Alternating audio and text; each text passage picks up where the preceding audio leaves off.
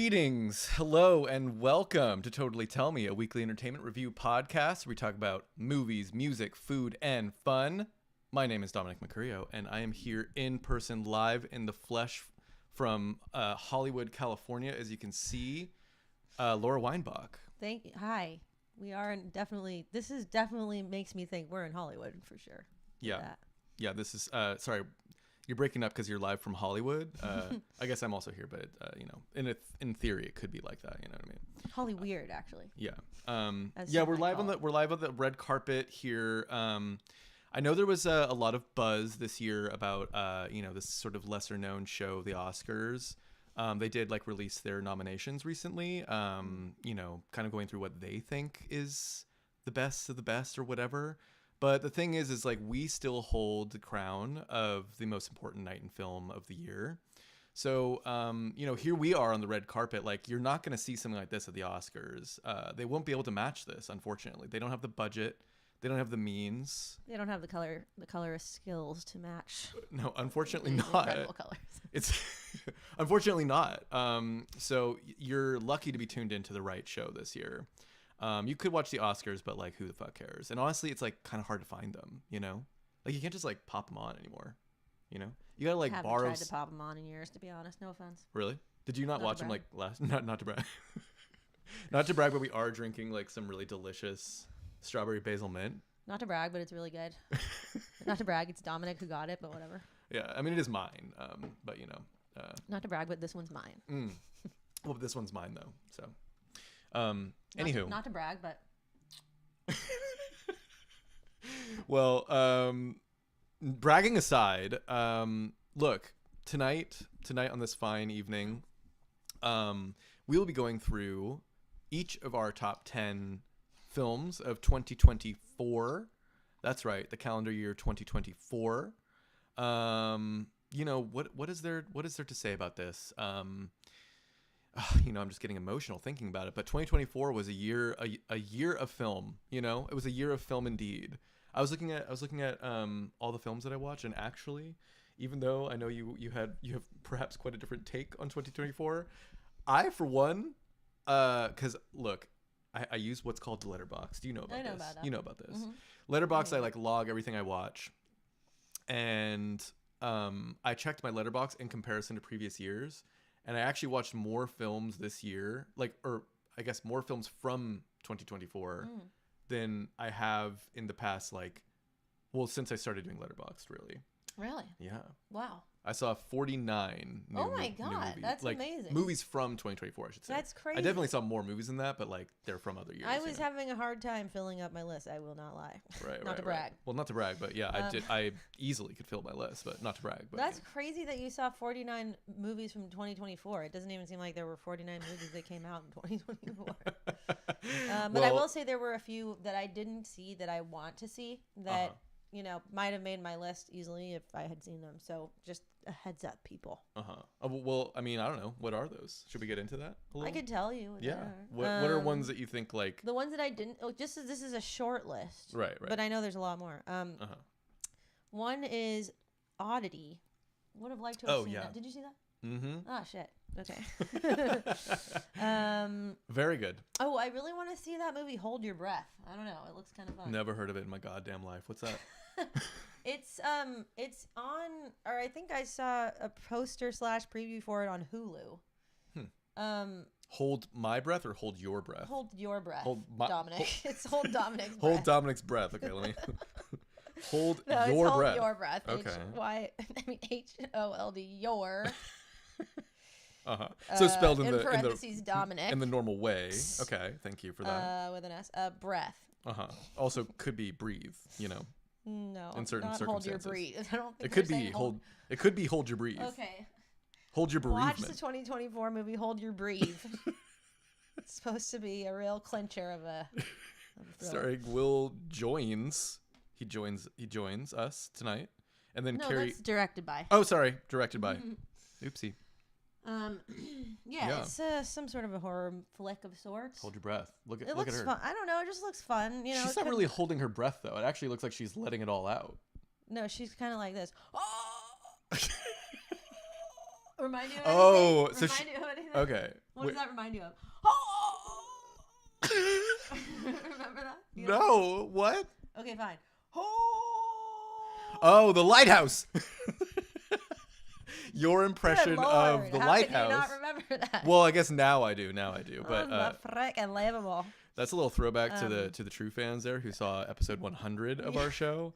Oh yeah, that was not an Oscar one, but it was a special one in which we partook in some Cristal consumption. Oh yeah. First ever. A little underwhelmed. No offense to the Cristal people. I'll take some for free if you want to. If you want to sponsor us, I mean, whatever. If you want to throw down at our upcoming album release show on Friday, January 31st at the Independent in San Francisco, we won't say no. Damn, that was good. That was a good transition right up in there. Wait, I mean. Okay, other movies here. I guess I want to see that movie here. Where? It's called Here.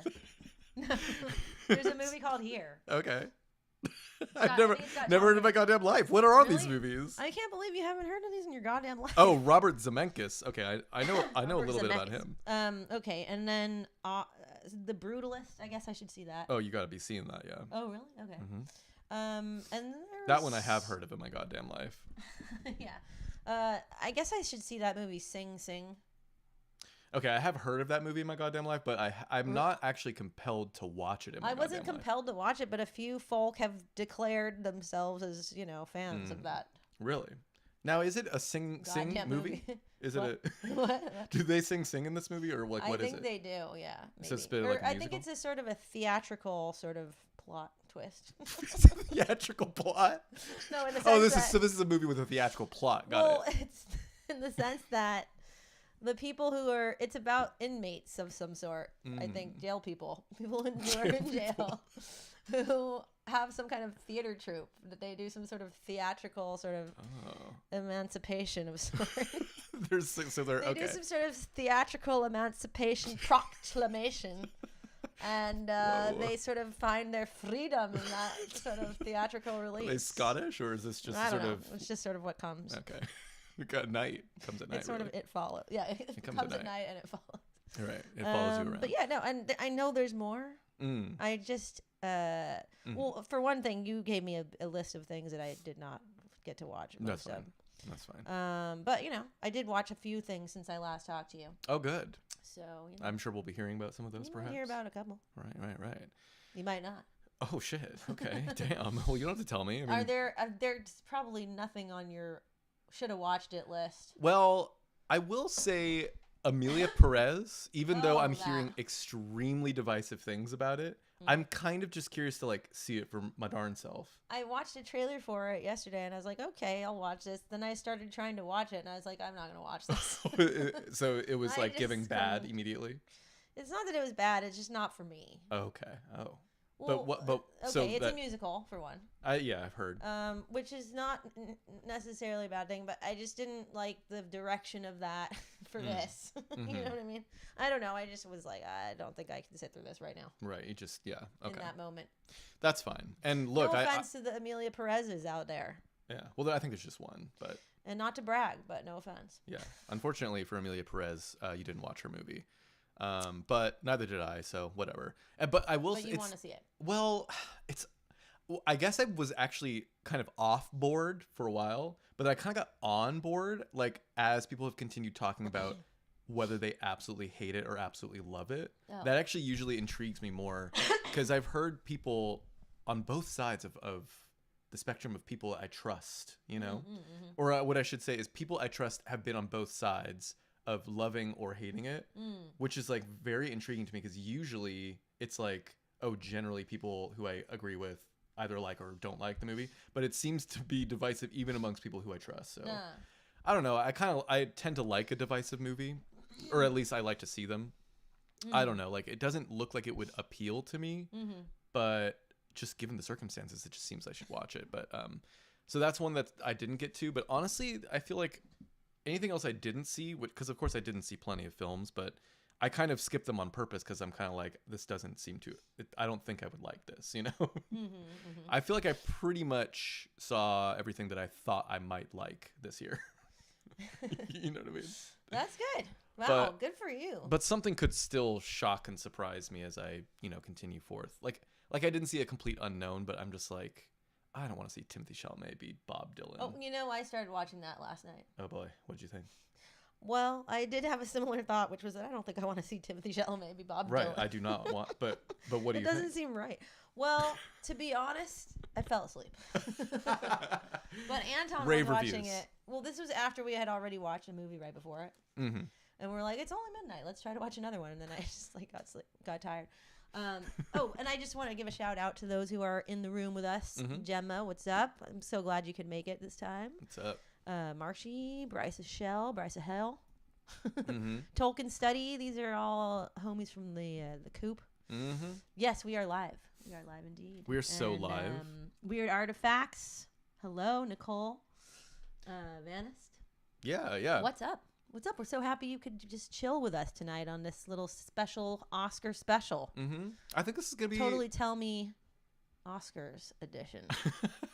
Not really. This is going to be a fun night, Top 10. I love doing this episode. I think it's fun to kind of like look back and just talk about a bunch of little films in like a bite-sized kind of way. But yeah, thanks everyone for popping in. And if you're listening to this later on podcast feeds, we do go live on Twitch and YouTube every other Sunday at 7 p.m. Pacific Standard Time. So that's currently where we're existing. But so we'll be reading comments. If you are with us live, feel free to comment. We do see them. We'll kind of incorporate things as we see fit. Mm-hmm. But yeah. But I was just gonna finish saying about the Bob Dylan flick. Yeah, please. It seems like there's been a lot of movies about the guy lately in the last several years, but right. But Anton said that it was kind of fun. Really? But that he didn't necessarily like Timothée Chalamet as Bob Dylan. Well, it just seems like a miscast, It just seems like he's too little for that guy. He's just like... I mean, I know he wasn't a tall dude, but something about him, he's not manly enough. No offense, Timothy. Bob Dylan was kind of a man's man, you know what I mean, in a way? I mean, he was a young man at a time, but I don't know, he just doesn't quite... It's just not quite the same read, you know what I mean? No, I mean, like, he actually does look like him at that time, I guess, like, if you look at a side-by-side. But only in a surface level. But the energy, exactly. The energy don't quite work. I guess I haven't seen the film, so I actually have no idea what his energy is. I haven't really either, considering I fell asleep, so I don't know. We're just shit-talking this film that neither of us have seen. I'm sure it's great. Right, I'm sure it's great, too. I'm sure that they're all really nice. Yeah, I'm sure Timothy did a great job, yeah. Not to brag. I kind of like fell off the Timothy boat, not to brag, actually. I mean, I did too. Like, for me, I think he just was absolutely phenomenal in Call Me By Your Name. Like, that's like a role of a lifetime, I feel like. He just embodied that character, Elio, like, perfectly. Yeah. Ever since then. He was Elio. No one else could have changed his name legally. He should, yeah. I think it should have been a complete unknown starring Elio from Call Me By Your Name. And now I would have watched that. I would have eaten that shit up. Right. And I think it'd be really funny that it'd be Elio, but I think he should just be Elio. But then it's like he is playing out Bob Dylan's story. You know what I'm saying? Oh, so he's sort of like, it's like he's going through the motions of being Bob Dylan when in fact he's actually Elio. And so he actually like cannot play the guitar or sing at all. Or, like.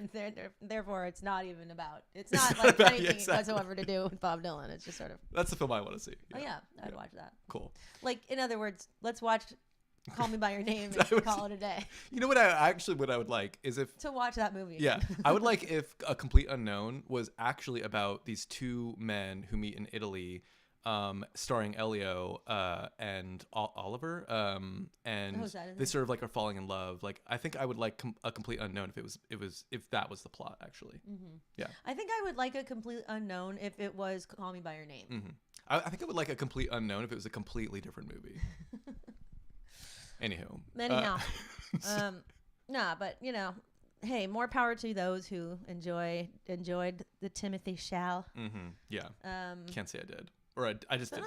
No, it's just, he's not the fine young lad he once was. No, he's great. He's a great guy. I love the guy. He's so sweet. He's great at parties. Yeah, he's really nice. Yeah. I mean, like, we actually just saw him walk by, actually, back here. I don't know if you caught him. He did just... He's right there. Yeah, he did just enter the arena. That's him. He entered the arena moments ago. You might have missed it. But, because we are coming to you live from Hollywood, California. No, he totally came up to me in the bathroom and he was like, oh my God, are you Laura Weinbach? I was like, yes, don't talk to me. Mm-hmm. And he was like, oh, I'm such a fan. I was like, I know. It's cool. Just whatever. We'll talk later. Okay.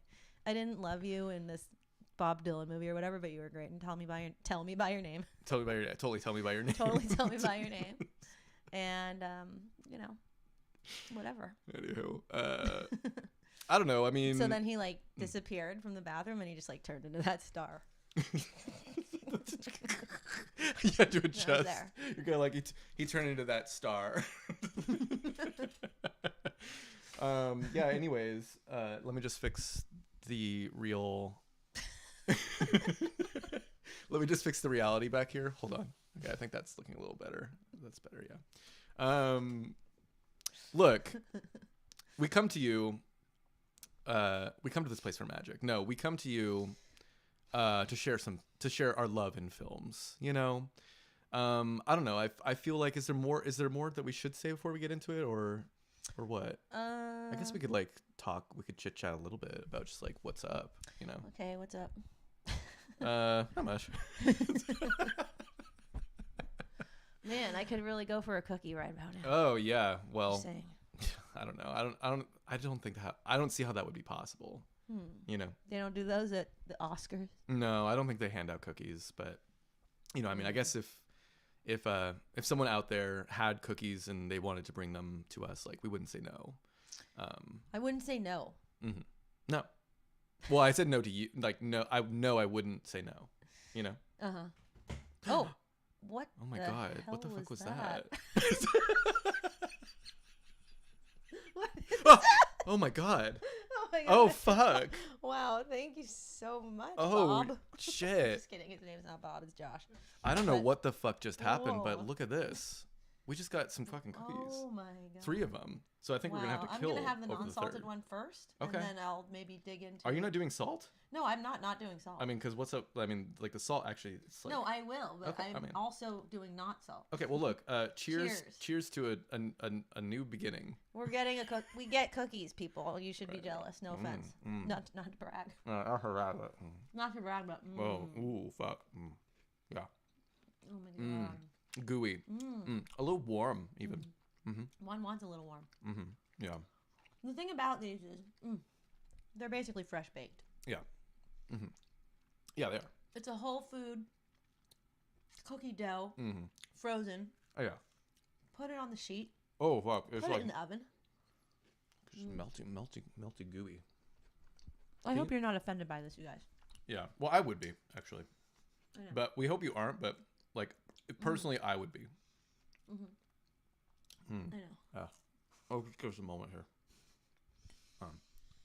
Okay. Well, I'll just put these here. You know, if you want more. Thank you so much.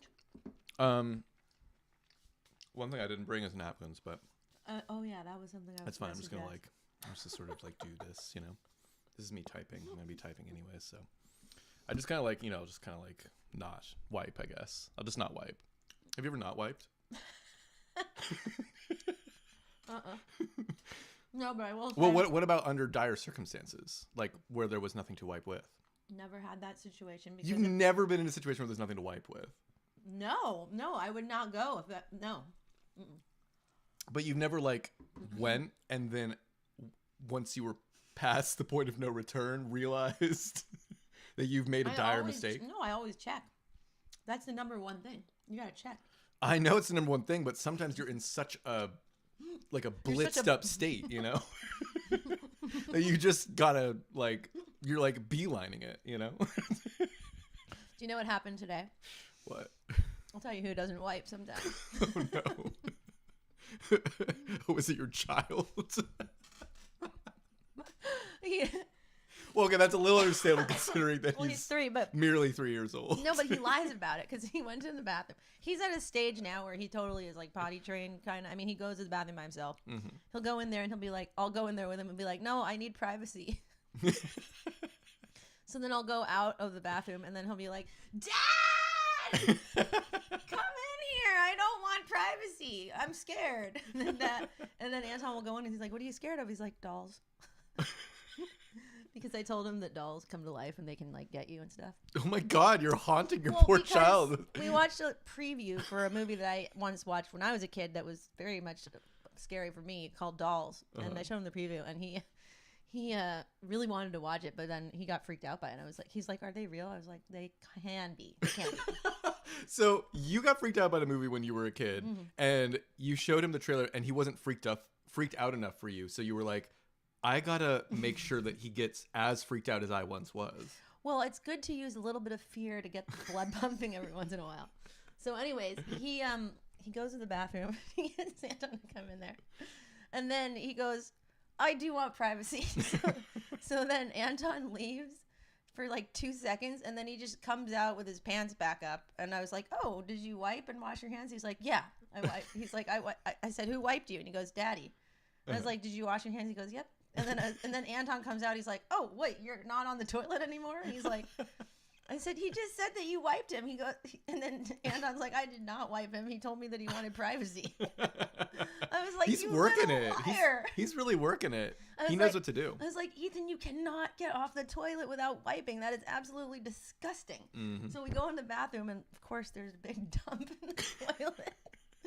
Well, it can't really be that big. I mean, such a tiny man. You would be surprised, but it's like, get back on that toilet right now. Take your pants off. And I was like, you do not get off the toilet without somebody wiping you. Or and he was like, you don't wipe yourself because you don't know. He doesn't know how to wipe himself. So I was like, I'm like wiping him, and he had not wiped. Let me tell you right now. Oh boy, so that is kind of crazy that he would lie actively about it? He actively lies about it because he doesn't want to do it because he thinks it's too much trouble. but he would rather walk around with some just like a poopy ass. I guess yeah. I mean, yeah, he would. Wow. I feel like just a couple of times with a poopy ass, and you would start to realize, like, damn, this is actually extremely uncomfortable. Well, he's never had to go that long with poo just crusted in his butt before. Well, maybe if he did, that you could put the fear of God into him that way, you know.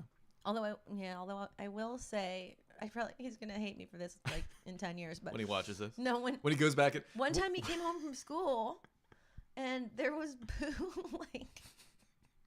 There was a hardcore kind of skid mark on his underwear. I was like, what the hell is this? He goes, oh, that's because I went poo at school and the teachers didn't wipe me. I was like, oh my God. They are supposed to wipe him. Damn. I'm like, how is he? Why is well, he maybe he lied to them, though. Maybe he worked them the same way he's working you guys. But he can't be, they're not supposed to trust him to wipe himself. He's not at the age where he can be trusted to wipe well. But what if he pulled the same thing, which, by the way, like, I think that really is showing that, you know, he's really becoming a human being. Like, when you start to lie, you know, that's 100%. That means that you are a human being. You know? Yeah. When you know how to lie. He's been lying for a while now. Right. But what I'm saying is, like, maybe what he did was in a similar kind of way. Like, maybe one teacher, like, escorted him to the bathroom or something, and then, like, you know, they swapped shifts or whatever. Like, he just like did something in which he was like, no, she wiped me already. You know, maybe he got away with it. Maybe, but I seriously doubt that. Okay. I mean, it's possible. I mean, it just sounds like he's, you know, at this point already like lying on his taxes or something, you know. Well, I was definitely shocked that he full on lied about that. I mean, I was like, yeah, pretty horrified. Anywho, Anyway, all I'll say to clean up the story of not wiping is that it's not like I've ever not wiped, like, you know, and then I just go about my day, but I have. Yeah, what did you do? What did you do when you did not wipe, and where were you? Well, see, that's what I mean. Like, I feel like I only remember situations in which I'm at a house, and, like, you know, perhaps my house, and it's just that there is no toilet paper in the bathroom, but there is toilet paper in, like, our linen closet. So then I have to sort of do like a half-mast, like, you know, pant halfway up, waddle ass out over to a bit of the linen closet to like grab some more, you know, then ass out, waddle back. Unless, of course, like I used to have roommates. Just picturing. I used to have roommates. Sort of halfway squatting down and walking, trying to get from the toilet to the linen closet. Right. I think I only did that once here, to be honest. Did one of your roommates come out and be like, Dominic? Well, when I had roommates, I will admit, I put pants all the way up. I clenched, you know? I sort of like contained it as best you can. You sort of just like clench and you pull up and you just kind of brave the outer worlds, and you just like look normal. You just sort of look to your right, smile, You know, you just look as if everything's totally fine, and you just sort of approach the linen closet, pull out your toilet paper, put it back, and then just re-enter the bathroom, and then actually like finish your business. You know. When this happened, did you see your roommate come out and were they like, "Hey, Dominic," and be like, I'm like,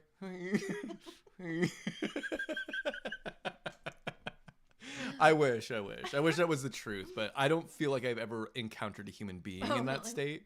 As I actually think it'd be quite jarring, and I think I would actually I think that'd be a core memory for me. You know, I think it would be really jarring to have a conversation when your ass is shitty. I'm just trying to imagine you I could see you being nervous about your roommate coming out and be like, "Hi." It would not be a laughing matter at all for you. You'd be really nervous. I would be very nervous. I mean, wouldn't you? You have shit on your ass, you know? I thought you were going to say you have shit ass. Well, that Which too. You do. Yeah. That's just the state that you really don't want to be interacting with anybody. It's a private affair. Gemma said, "What if your roommate snags the bathroom and they go for a long time?" Actually, that has actually been a fear in my head, like a fear of God, in fact, because you do have to leave for, 10, 15 seconds. What if he was really waiting to go? And he was like, "Oh, thank God you're done." And he just bursts in there. And he takes the bathroom for all of 30 to 45 minutes to do a whole routine. I would be shit-assed out of luck for 30 to 45 minutes. You would just have to say, look at, what's your roommate? Kyle? Kyle, yeah. I'm really sorry, but I wasn't done wiping. I had to get the toilet paper. I got a situation here. But what if he was already on the toilet, though? Or what if he was in there? He's like, it's coming out. He's like, "I didn't check." Yeah. What if you had not flushed before he got in the bathroom too? Oh boy. Well, that would be really revealing. Be like, "Dominic, what the hell?" I will say, I'm not going to name any names as to what roommate it was, but I have seen roommates poop. Unfortunately. I'm sure. Very, very unfortunately, I must say. Something you should never do. Something you should never ever do. Don't ever see your roommate's poo. Well, just don't leave your poo is what I'm saying. Well, yeah. Don't ever leave your poo. Even when I'm leaving with a shitty ass, I'm not leaving my poop in there. I'm flushing, and then I'm going out. I would never leave poop unattended. You monitor that like a baby. Oh my God. Anywho.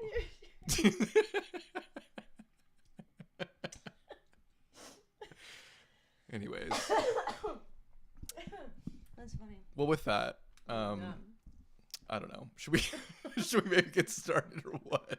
We could still talk, we could chit chat. I don't know.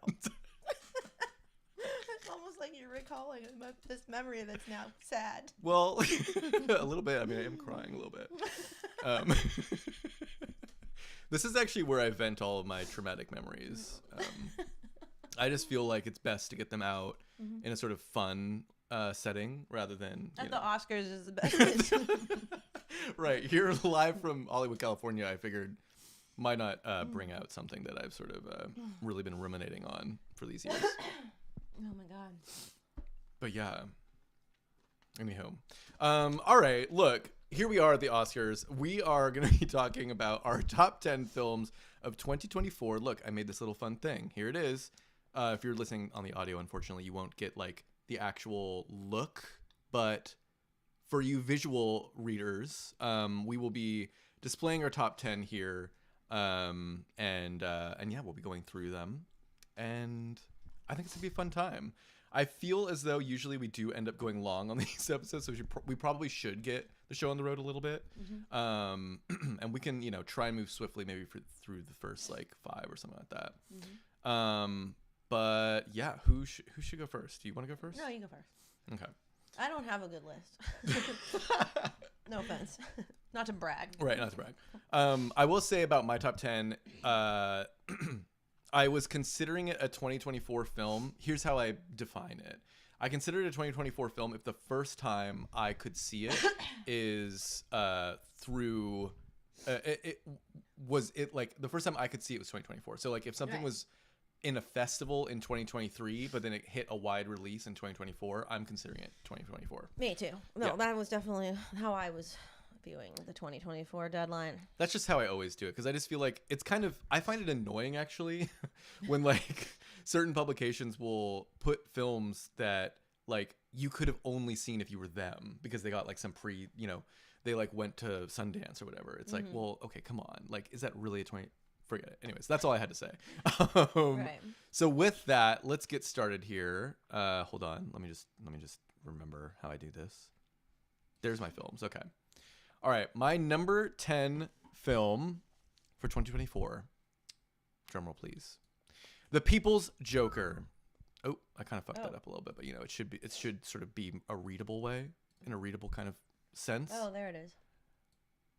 The People's Joker. Oh. The People's Joker. Wait, was that Joker movie?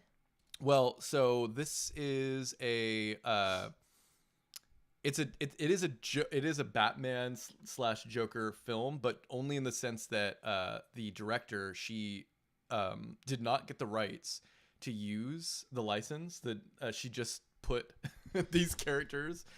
She just like kind of fucked around with these characters in her film.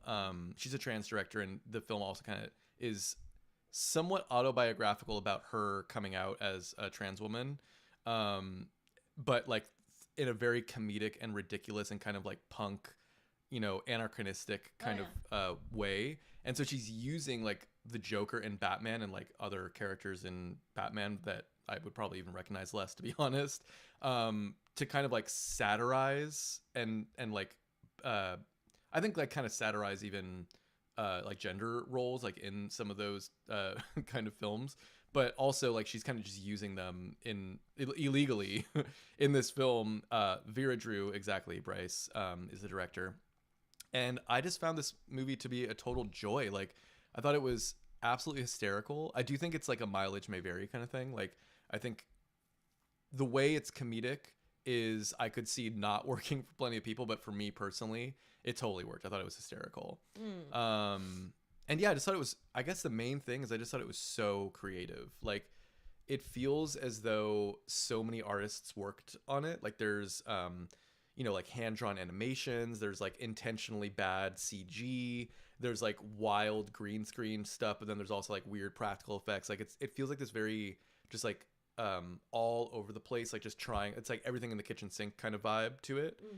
All with this, like, punk attitude. And I also really vibe with the fact that she just was like, fuck it, we're just using the Joker, I'm not going to get permission. And it actually did kind of come back to bite her in the ass in the sense that initially this was not going to be allowed to be released. It premiered at a festival and then she got a cease and desist order from wherever, DC or whoever owns that. But eventually she got around it with lawyers to claim that it was like parody or whatever. There's like a parody law or something like that. So she's able to get around to it. But anyways, People's Joker, I enjoyed it quite a bit. And that's my number 10. Okay, there you go. Okay, what's my number 10? What is your number 10, Laura? All right, people.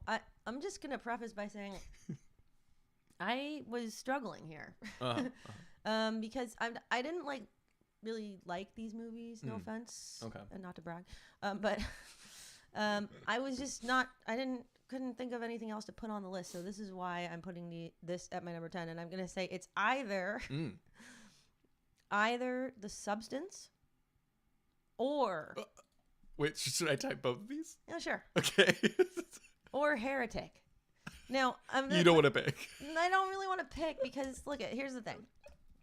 The Substance had some cool like the thing I thought was cool about it was the practical effects were definitely noteworthy, and I mean pretty fun to watch, and so that was just some fun eye candy that it was undeniable. But I didn't really like the substance of the movie, if you know what I'm saying. Hey. But yeah, I mean it was just not something I would normally have put on my top 10 list, but I couldn't think of I don't know what else I should put.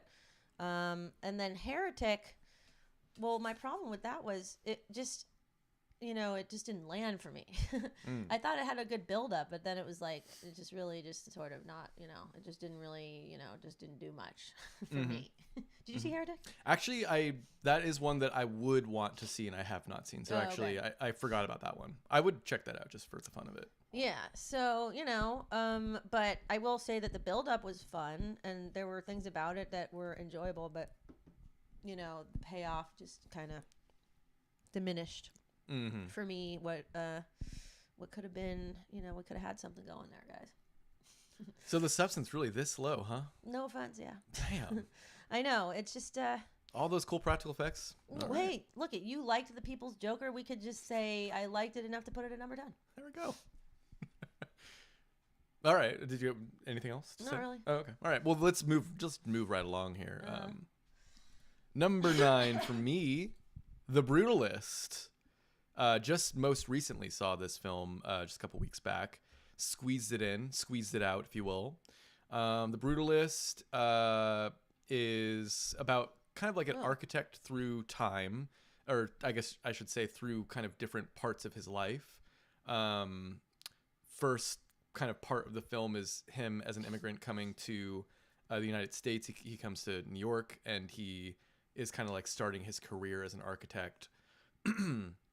And it kind of just spans a vast array of time.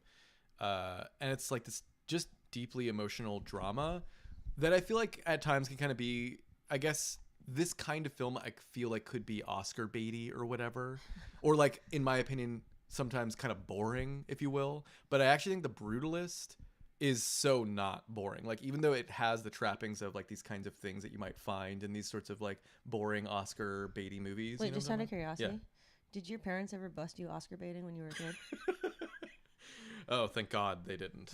Okay. That would again be a core memory of mine that I would not really want to. Imagine like, if your roommate like busted in on you Oscar baiting in the bathroom and you ran out of toilet paper. Oh my God, yeah. Damn, that would be a real double whammy. That would be a double whammy. But you can get around. Look, I'm not getting into the details. I should mention too, this one's directed by Brady Corbett. I've not seen his other films. I did actually want to see Vox Lux, which is another one of his films. So I'm going to go back and watch that. But yeah, so shout out to Brady. You did a good one here. I thought The Brutalist was gorgeously shot, gorgeously acted. I kind of feel like it's a very long movie. Do you know it's 3.5 hours? Maybe.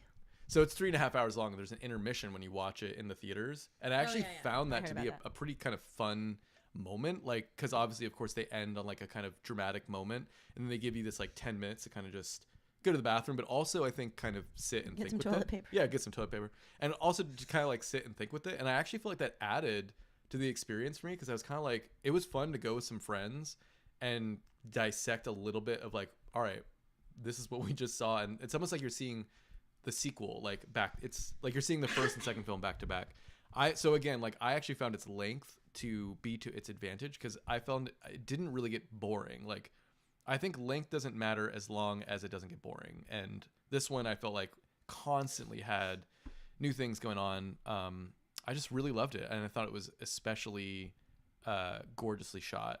Oh, and the music, like the central score of this kind of like refrain that comes back over and over throughout the film is so good, and the titles are so well done that like even just that, like the title sequence alone was like giving me chills, because I was just like, the music right now and the titles right now, this is just cinema, this is just like perfect. It was incredible, I thought. So and just especially shout out to like the entire first half. The second half is still really good, but to me the first half is like perfect. It kind of faltered a little bit in the second half for me, which is why it's like lower on my list, but still highly recommend. I'll probably watch that tonight. Cool. Well, it's 3.5 hours, so buckle up. All right. Got the toilet paper ready. Yeah.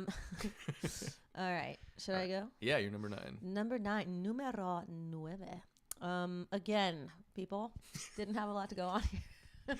I was really digging. Really my number 9 I put as Beetlejuice. I know. Beetlejuice, I should say. The double. I mean, the part 2 of one of my favorite movies of all time, part 1. I mean, it's not good. Don't really watch. You don't need to see it, really. I mean, maybe you do. Look at. There's a couple of things in it that are fun. There were a few fun things in it. What can I say? I mean, overall, it's not good though. Don't watch it. I love the first one. Huge fan. Watch that many times. I recommend that many times over. But I didn't see this one. You don't need to. Okay. I also love the first one, of course. Who doesn't? Yeah, the first one is one of my top 5 favorite movies of all time. No, I didn't like it, Tolkien Study. I'm saying I had nothing else to put at number 9, and I guess I did. I guess it was better than Heretic and The Substance for me. Damn, that's crazy. I know you guys are gonna just hate me for saying that, but what are you gonna do? I can't believe this. I really didn't think that. I don't know.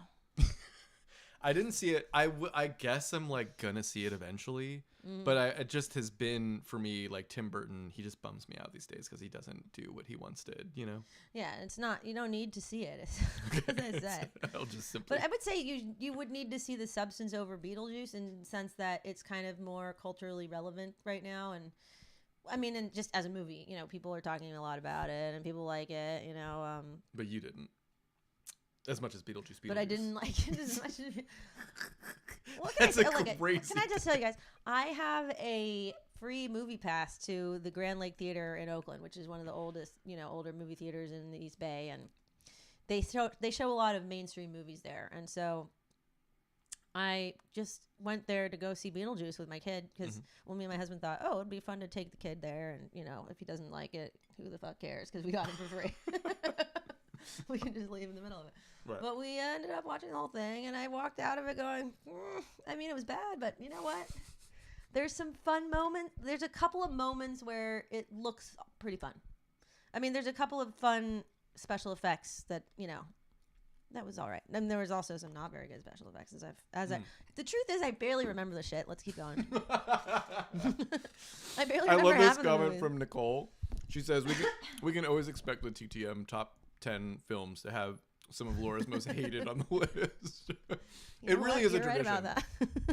I think this is very don't tell the people who worked on these movies. I have to say, I was thinking about our podcast the other day, and I thought, no, don't say those. If we ever got big as a band, I would probably be scared of our podcast getting out there because I just feel so guilty. No, oh my God, come on. That's true. No. I don't want to talk shit about these hardworking filmmakers, Well, we only talk shit about the bad ones. Well, I'm sure a lot of people would disagree with my evaluation of the Substance. Mm-hmm. Well, me included. But I feel isn't that just, But I don't want to be like the shit talker of this supposedly, important movie. Oh, come on. But it's cool. I mean, I'm sure they're all really nice. The people who made this? Everybody. They're all really nice. Yeah. All right. Okay. My number 8 is Challengers. Oh my God. Challengers, everybody. This is a Luke Guadagnino. What does that say that I put Beetlejuice over Challengers? Sorry. I just gave away something. Sorry, my bad. Oh, so Challengers isn't on your list. Oh my God. That's crazy, Laura. This is insanity to me. I can't believe that you would put Beetlejuice over Challengers. Again, digging here. Oh my God. Well, didn't Laura hate all 10 of them? Actually, yeah, Bryce just commented for the audio listeners. Last year, didn't Laura hate all 10 of the ones she picked? It's pretty much I think until maybe like 2, you were like, I didn't really like this, but here it is. I think maybe you liked your top 2 films. You liked them, but still had issues. I would say I definitely liked my top 2 ones this year. Okay, well that's good. That's actually maybe above average. What about your top 3? You think your top 3 are? Oh, that's pushing it. Okay. No, so you start recommending them at 2. No, I don't know. We'll get into it. Okay. Anyways, Challengers is the Luca Guadagnino film that you probably all heard about, even though he does have a second one that you probably maybe didn't hear as much about. I heard about that, but I didn't watch it. Yikes. I've been not liking his movies as much lately. No offense. I love the guy. No, I mean I really like 2 of his movies. Well, what about what was it? The Splash one, A Bigger Splash. We did that one for the. Actually, that's an unreleased episode of the podcast. Wait, A Bigger Splash? A Bigger Splash. We watched it for the podcast. Don't remember it at all. Oh boy, it's got Tilda Swinton, and it's like it's also in Italy. There's like that pool. It's a bit of a there's a bit of a murder, and there's a mystery to it. That just didn't stick with me, but I think I might have liked it. It's pretty fun, I think. Anywho, Challengers is his second newest film, which is kind of crazy to say because it only came out about 6 months ago. Starring Zendaya and a couple of hot boys.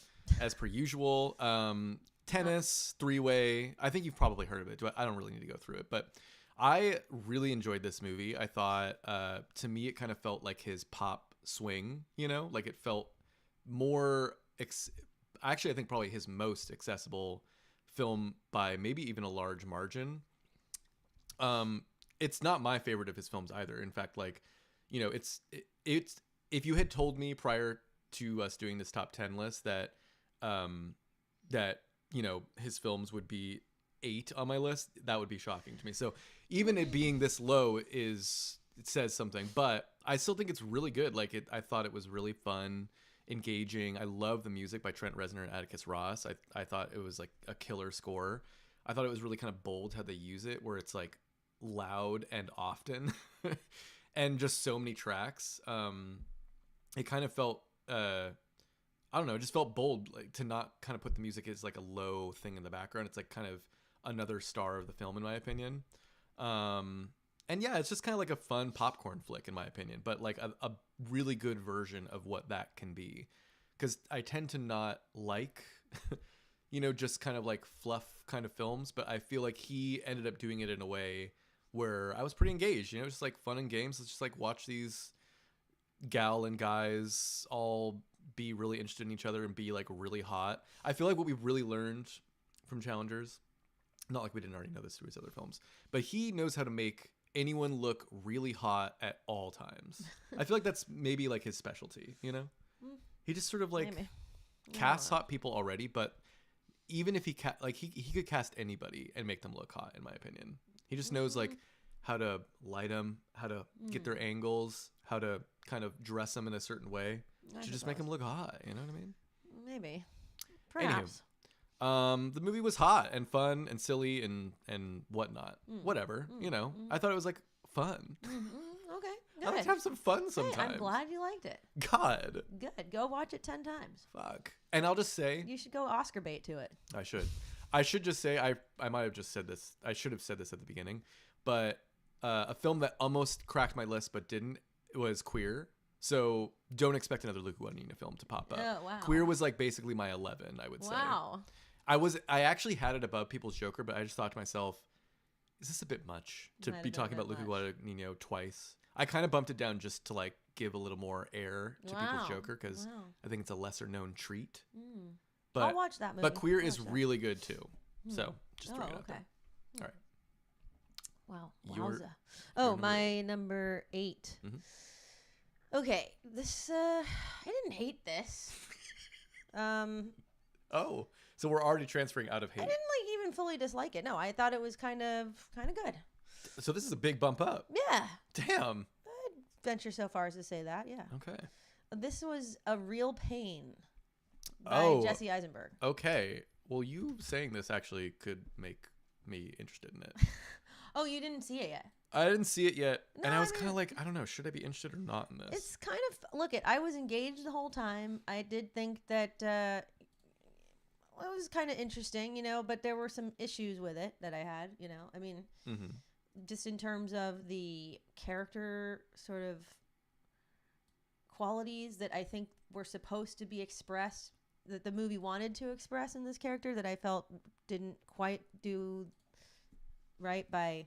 Well, it wasn't the casting, because I think that the acting is good and the casting is good, but it's just the character didn't actually convey the quality that it's actually verbally and in the dialogue saying that it has. You know what I'm saying? You'd have to watch the movie to know what I'm saying. But apart from that, though, there were some interesting moments, and it's just kind of I guess you could call it a slice of life type of thing. Then it was fine, Wait, so what is it about?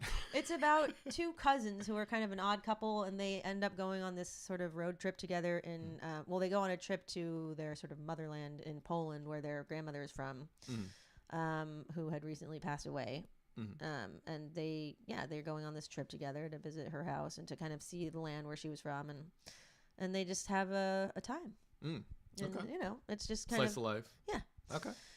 And they go on this like tour. So they're in a tour group with other people who are interested in sort of digging into their, Polish roots, I guess, or Jewish roots, or whatever. Directed by Eisenberg, right? Yeah, and I think he wrote it too. Jesse Eisenberg. Okay. I think this his first movie that he did that in. I don't know. I'll check that. But again, so Culkin, Kieran.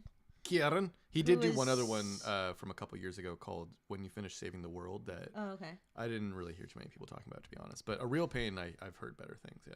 Well, so it's funny because this is about being Jewish and sort of really kind of engaging with Jewish history and of course the dark a lot of the dark history that occurred in Poland and it's just interesting because it's not that interesting, but I mean Kieran Culkin is probably like a wasp. So but I guess that's called acting, isn't it, people? But no, he does have some funny cracks in it. I will say there was one line where he talks about flossing your butt. Not in depth. He just says it in passing, and I did have a nice chuckle at that. And I wondered if he had ad-libbed that, and I thought if he did, bravo. I think he was doing some ad-libbing on the Succession. Succession, yeah. Yeah, I think that's why I got the feeling that he was ad-libbing on this too, because it was sort of a similar kind of nuanced effect, which I enjoy him. I enjoy him. He's really good, yeah. Yeah, but yeah, his character was pretty similar to the character in Succession, but with a little bit of a different circumstance. Right. Do you think that he's kind of considered like the bigger Culkin at the moment? Of course, definitely. Right now, yeah. But isn't that kind of crazy? Because like, who would have ever predicted that Macaulay Culkin would not always have the Culkin crown? Well, the Culkin crown has been passed to Kieran in his later. Well, the thing about Macaulay is that he was a child star.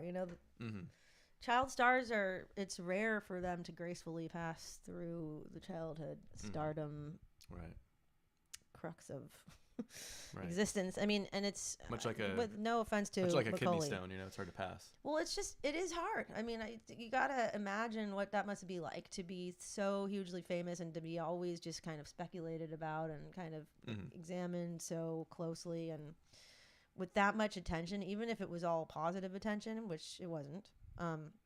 That's got to have an impact on your development. And I just say, to anybody who has been able to transition from being a child star into, being able to have a successful adult career as a person in the spotlight, that's impressive.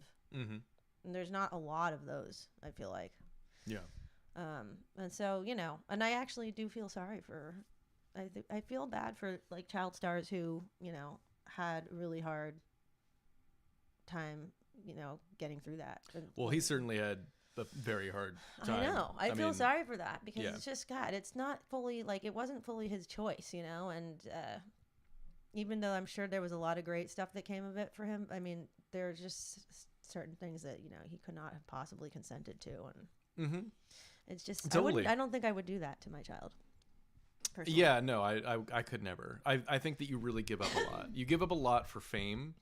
And it's a bit at that early of an age, it's like, who's the fame for? Because like, does the kid care that much? Like, I'm sure the kid enjoys it to a great degree on certain levels, but they're not able to. There's no way that a child can rationally understand what that's doing to their development. Totally, because it's like giving a kid weed or something like that. At an age where their brain is still developing, it's just not a good thing. I think there's just it just feels a bit like it also is for the parents to feel like their kid is really famous and oh my God, yeah. And it feels and there's a lot of money involved, so there's that. It's like, imagine if the livelihood of an entire system of people, not even just the family, but all these other people are relying on a child. Yeah, that's a nasty situation to be set up in, because then you're you're being depended on. If you don't function and you don't operate in that system, then you're going to get punished. It's true. No, I agree. But anywho. Anyway, on to better, brighter things, such as Tolkien study said, I feel sad too, they all got AIDS. Not what? True. What is that comment? I don't understand. Such a dark statement, but okay. Moving right along. My number I just 7. wanted to highlight a brighter comment. Right, yeah. Thanks for kind of lightening the mood a little bit. Welcome. So my number 7 of 2024 is Baby Girl. Did you see this one? Mm-mm. Baby Girl is a new erotic thriller. Not really thriller. I shouldn't say thriller. I guess it's a little bit of a thriller. It's an erotic film. We'll call it a thriller. Erotic thriller starring Nicole Kidman and Harris Dickinson. You gotta enunciate the dick in that as well. You gotta make the dick big. You really do, yeah. You gotta make it big for the people. Right. Written and directed by Helena Rajin. And she also directed Bodies, which I really enjoyed, but not as much as this movie, I will say. I think it's probably pronounced Helena Rain. Rain. Okay, Helena Rain. Anywho, here. Baby Girl. This movie is generally about a kind of high-powered CEO played by Nicole Kidman of this big company, and then Harris Dickinson plays a new intern that comes in to work in the office.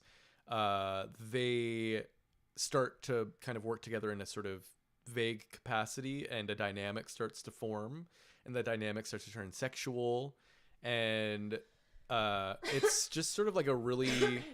I think it's definitely fun and entertaining and all this, but I also think it's really smart and clever and also a little maybe even more in depth than you might think on as far as sexual dynamics and power plays, these sorts of things. I feel like it's you kind of probably already know where this is going, and it's not really that shocking of a film as far as the twists and turns, but I just found the energy of the film to just be so fun and interesting and cool and dynamic. And I have to kind of wonder if it has to do with the fact that it's a female director, because I feel like a lot of times these erotic thrillers, they have a male energy to them. And this one to me very much had a female energy to it that I just adored. I thought it was, not to mention, of course, it's no surprise that Nicole Kidman kills it in this. I feel like she always kind of thrives in a upper class, woman with some troubles. Yeah, she's going through something, she just does that. She does it a lot. It's not a shocking role for her, but look, what can you say when she does it this good? It's what can you do? What can you do? I'll check it out. Definitely shades of her role in Eyes Wide Shut are up in here, which Eyes Wide Shut is one of my all-time favorite movies. It's not to compare it to that because it's obviously not on that level, but I just mean it gives kind of shades of that a little bit. Really fun, nice and hot too. 2 hot people up in here. I mean, come on. Also, there are some memorable scenes in this movie that are hilarious at times, fun to kind of joke about, but I also think really creative. What can I say?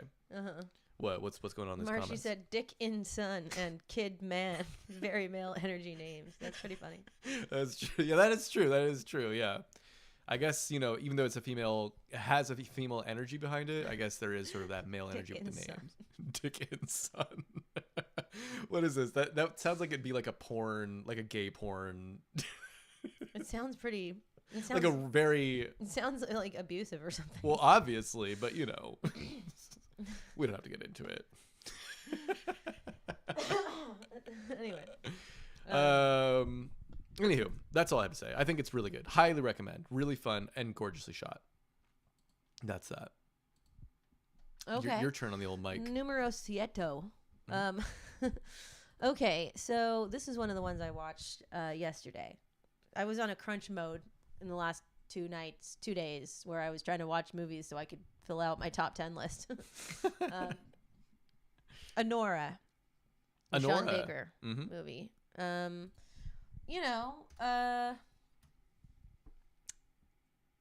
I'm not gonna say I loved it, but so we're still firmly in like territory. I'd say firm, yeah, firmly in that. I did like it though. Yeah, I mean, I thought it was kind of fun, and there were unexpected things in it that were interesting, and I did think that sort of the range of emotion and kind of just the range that was displayed by the leading actress, whose name I do not know at the moment. Oh, Mickey Madison, yes, I think was compelling, and her in her dynamic with the other characters, mainly in the latter third of the movie, was interesting. With the guy, Igor. Yeah, Igor? Exactly. Yeah, with the Armenian. Yeah, he's actually up for best. What is it? Supporting actor in that award show that doesn't really matter that much. Oh, the Oscars. Yeah. What even is it? You mean on our show? Yeah. Well, no, I mean, like obviously, like we're giving him the real award now, but he is like, just so you know, he's also up for an Oscar, if that means anything to you. Sorry, go on. Anyway, so yeah, I don't know. I thought it was fun, but yeah. Sean Baker, I will say, directed some films that I think we both really loved. You really liked The Florida Project too, right? I liked The Florida Project a lot. I love that movie. That's still like my favorite. That was definitely his top movie, I would say. Mm-hmm. This is just, it's not quite my thing, but I did like some of, I did think it was interesting in terms of the choices that were made with regard to the actions of the characters in the movie, and kind of in terms of blurring the lines of kind of what is kind of acceptable behavior and not, and things like that. And I don't know. I just thought it was I was engaged. I was engaged. And I thought it was all right. It was all right. What can I say? We're in all right territory. I mean, I know people think this is one of the greater movies of the year. That I know it's getting nominated for like Best Picture, or is it? I think it's up for Best Picture. Definitely up for Best Actress at the secondary award show. Yeah, exactly. But and I mean, it definitely was up for some Golden Globes, which I think maybe I don't know. I don't think it won any though. But whatever. But yeah, I mean, I definitely liked it more than Beetlejuice, and I definitely liked it more than The Substance and Heretic. So more power to you. There we go. I would actually. It's not like I definitely liked it more than A Real Pain. I would say that it was kind of tied with that. Okay, so this should be another slash. It was sort of a slash. Okay. A slash meets Axel. Yeah. Okay. That's fine. That's fine. Yeah. I honestly was shuffling around my list a little bit, even at the last minute. Like some of these are pretty close. You saw Honora, right? I did, yeah. Oh, so it's gonna be on your list. Is it? I don't know. Oh, I'm sure it is. Yeah. Maybe. Maybe it's on my list. I don't know. Okay. Because you're not gonna really say anything about this movie right now. Well, in terms of how you felt about it. Well, I could. I mean, I don't know. I could. I mean, I really liked Nora. I thought it was really great. So we know it's going to be up high on your list. I mean, I don't know. I don't know, actually. All right. I mean, I don't know. All right. Sorry, did you have any more you wanted to say? No. That's it. Okay. All right. My number 6 is... I honestly forgot. A Different Man. I mean, I like wrote this and then I even have it hidden for myself. So I actually forgot what I put as number 6. A Different Man. Yeah, I did really love this movie. A Different Man is directed by Aaron Schimberg. Mm-hmm. I think this is his first feature. Though, oh, I'm sorry, not his first feature, but his second feature. Definitely kind of like, I think a bigger film for him.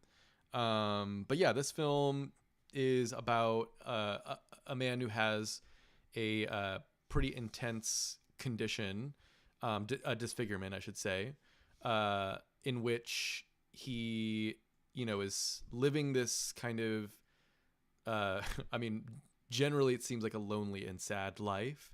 And he's sort of given an opportunity to see something different.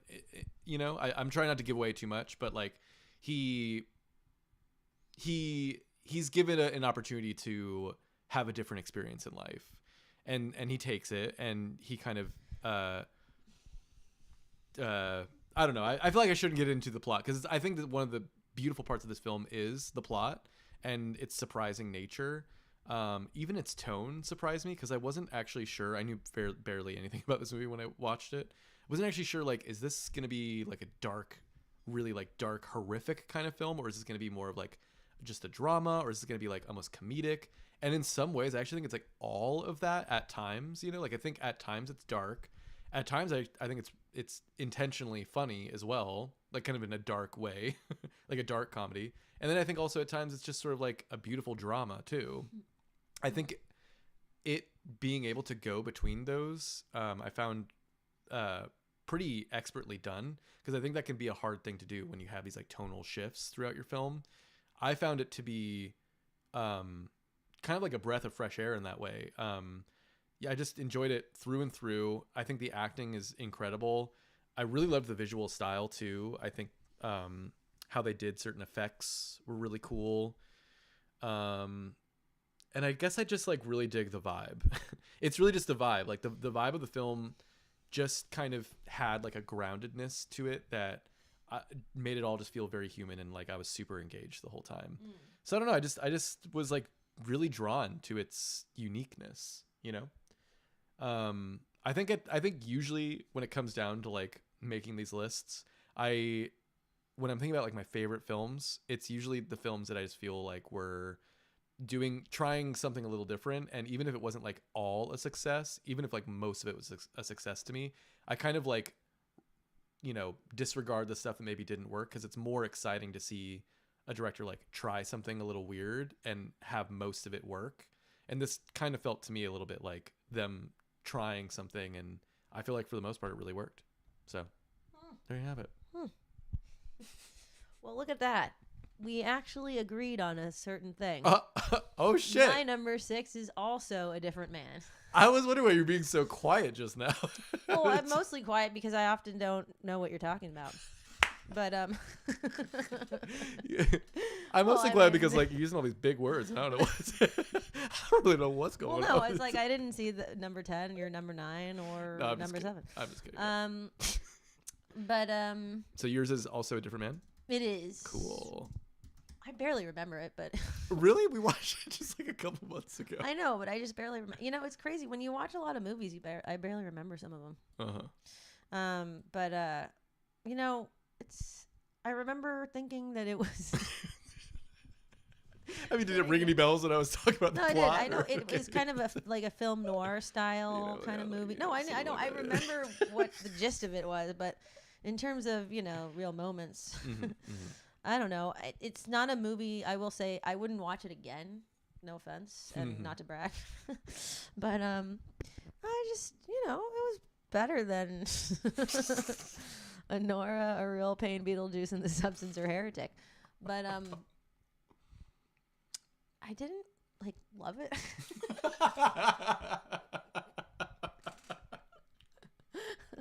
I mean, I thought it was all right. You know, I thought it was. Thought it was pretty good. I don't know.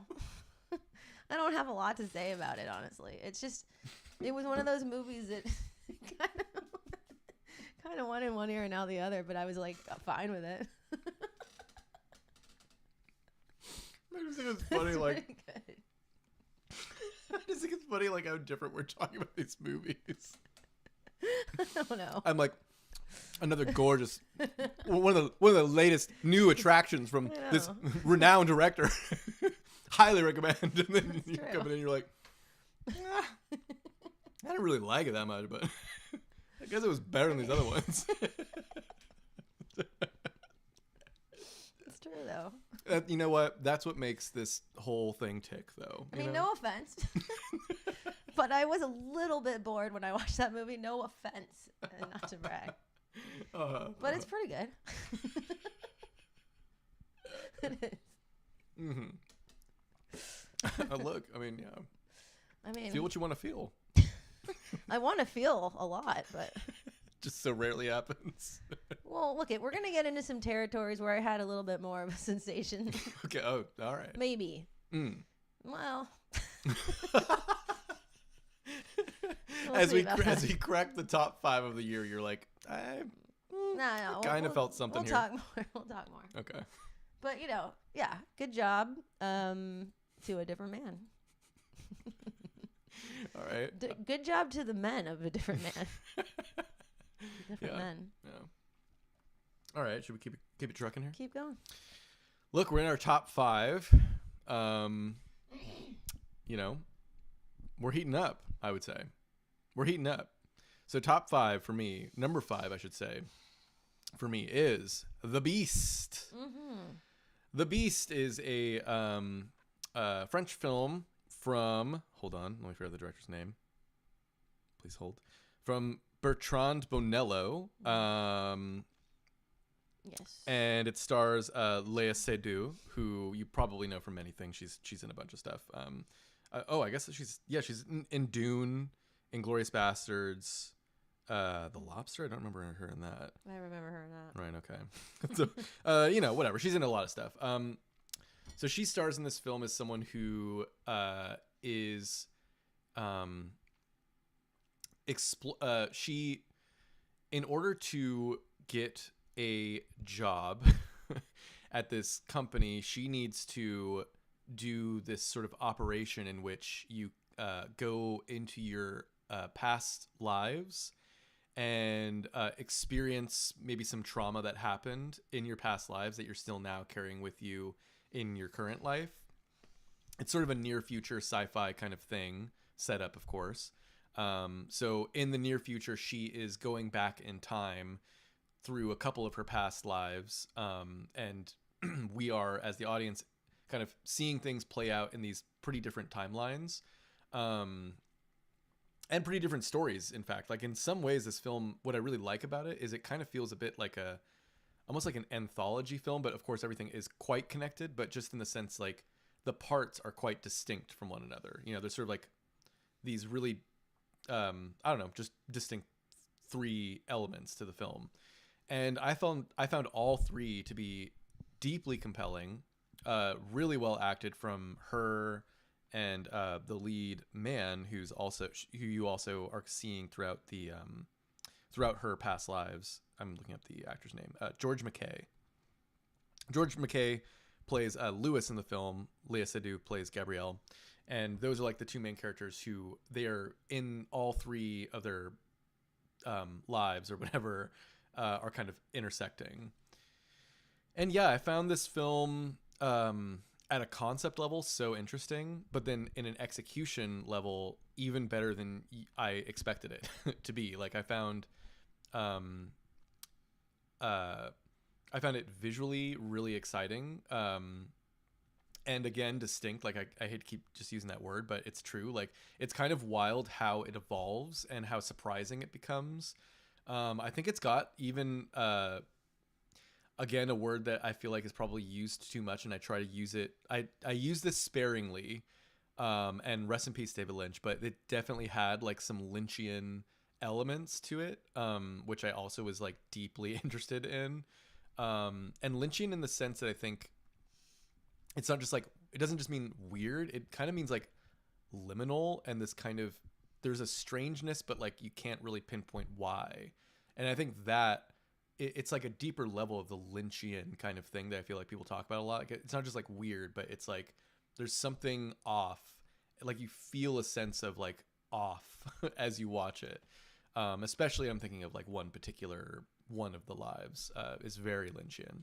Not to get into any spoilers or anything, but yeah, I loved this movie. This is like, I feel like from here on out, I loved the movie. Basically, there's like I don't really have anything negative to say about all 5 of these movies. There's no problem with The Beast. I found to be a phenomenal film. Through and through. Mm-hmm. Uh-huh. You got anything to say about that, or? Very good. I commend you. Okay. Thank you. Good. Thanks so much. Choice. Thank you so much. All right. My number 5 was, is, and will be forevermore. The First Omen by Arkasha Stevenson. Mm-hmm. I just enjoyed it. What are you going to do? It's pretty fun. Yeah. Oh, okay. What? I agree. Okay. I'm so glad you do. Yeah, I like these kinds of movies. I like stuff that's about, Satan and witches and the occult and things like that. Mm-hmm. But I don't always like stuff that's about Satan because usually there's a lot. I mean, not usually, but there are definitely bad movies that are about that. And, well, I mean, there's bad movies about all those things. But, no, this one was actually pretty well done, I felt. Mm-hmm. It had all the elements, all the good, fun stuff that you like to watch in one of these kind of movies. Mm-hmm. And, well, it did leave me wondering more about, what was going on there. Mm-hmm. Did you say the director's name? I did. Okay, cool. Arkasha Stevenson. Mm-hmm. Have you seen The Omen? I have. Okay.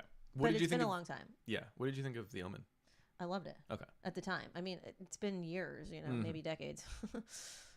Not to give away too much, but right. No, did you see The Omen? Yeah, but I was like really young, and honestly, I don't remember too much of it. I know obviously this is a prequel to The Omen. Right. I remember that The Omen was one of my top favorite, horror movies at the time. It was always in my top 10 because of just the subject matter and kind of the way that it was executed, and the lore surrounding that movie is fun. Well, not fun, very dark actually. But it seemed like it was the real deal. Yeah. And this movie was, it's very different in terms of the tone and the kind of the look of it, obviously, and but it's good. Yeah. It's a good occult horror movie. I agree. So, I mean, I definitely enjoyed this more than A Different Man, Anora, A Real Pain, Beetlejuice, The Substance, or Heretic. Right. Yeah. Mm-hmm. Well, therefore, placing it at number 4. I should hope so, considering number 5. That you quite literally placed it above all those movies. Yeah. The First Omen is not in my list, but I really liked it a lot. You like Challengers more than that? Definitely, yeah. Get out of this town. Well, with The First Omen, how I kind of think of it is like I actually anticipated the movie to be. I figured it would not be that good, but like I was just kind of down to watch it regardless. Yeah, same. I was anticipating like this is probably gonna have some like cheap scares and maybe be like kind of visually fun at times, but overall I'm gonna like forget about it the next day. Right. I didn't. But I actually thought it was way better than that. Mm-hmm. Like it actually shocked me how much better. I still didn't like love it or anything, but I thought like visually I couldn't believe it. Like the cinematography is like really good in the movie. Yeah, I wouldn't say I loved it, but I mean I liked it. Mm-hmm. Yeah. And I thought the story was pretty fun. Yeah. I also found have you seen the movie Possession from like the 70s, I want to say? No, I don't think so. Oh, you would like that movie a lot. I might have seen a trailer / poster for it and thought, oh, I want to see that. You would totally love it. I mean, it's kind of like a classic, wild, like cult style film. Of course, dealing with possession. That's kind of like the main girl there. Okay, I haven't seen it. You've got to see this. It's pretty wild. I mean, I think you would really love it. Mm-hmm. But I thought that this film, what are we talking about? The First Omen. Yeah. The First Omen. There's a sequence in The First Omen that I'm pretty sure is like a reference in a way to Possession, or just gave very much like. There's a key scene in Possession if you've seen it, and you probably already know what I'm talking about. That there's a scene in The First Omen where I was like, this is totally like very similar, and she's even wearing something very similar to what is going on in the Possession. Or sorry, in Possession, not The Possession.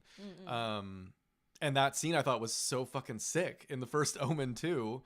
And what happens after that, like it was a shocking moment in this film, and then what happened after it I found like one of the craziest like sequences of the whole film. I thought it was like really dark and twisted, and so yeah, I thought it was one of the better horror movies of the year, shockingly enough. But I think this was not. I gotta say, it was not a particularly good year for horror. I love horror. I don't think I really have like a real horror movie on my entire. Well, if you consider The Substance horror, which I don't really, because it feels more like a dark comedy or something.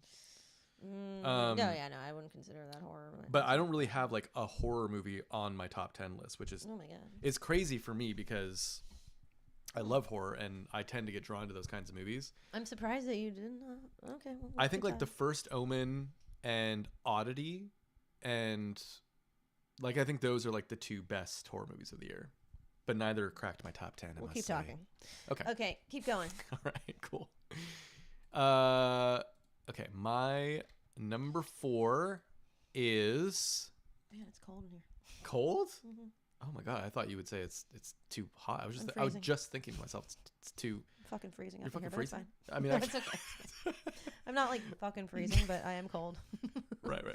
It's okay. My number 4 is Problemista, written and directed and starring Julio Torres, who's a comedian who's kind of done some. He is known for like his kind of surreal style to his comedy. He does stand up, but he has transitioned into being more of like, he's done some TV shows for HBO. You may have seen, oh my god, what has he done?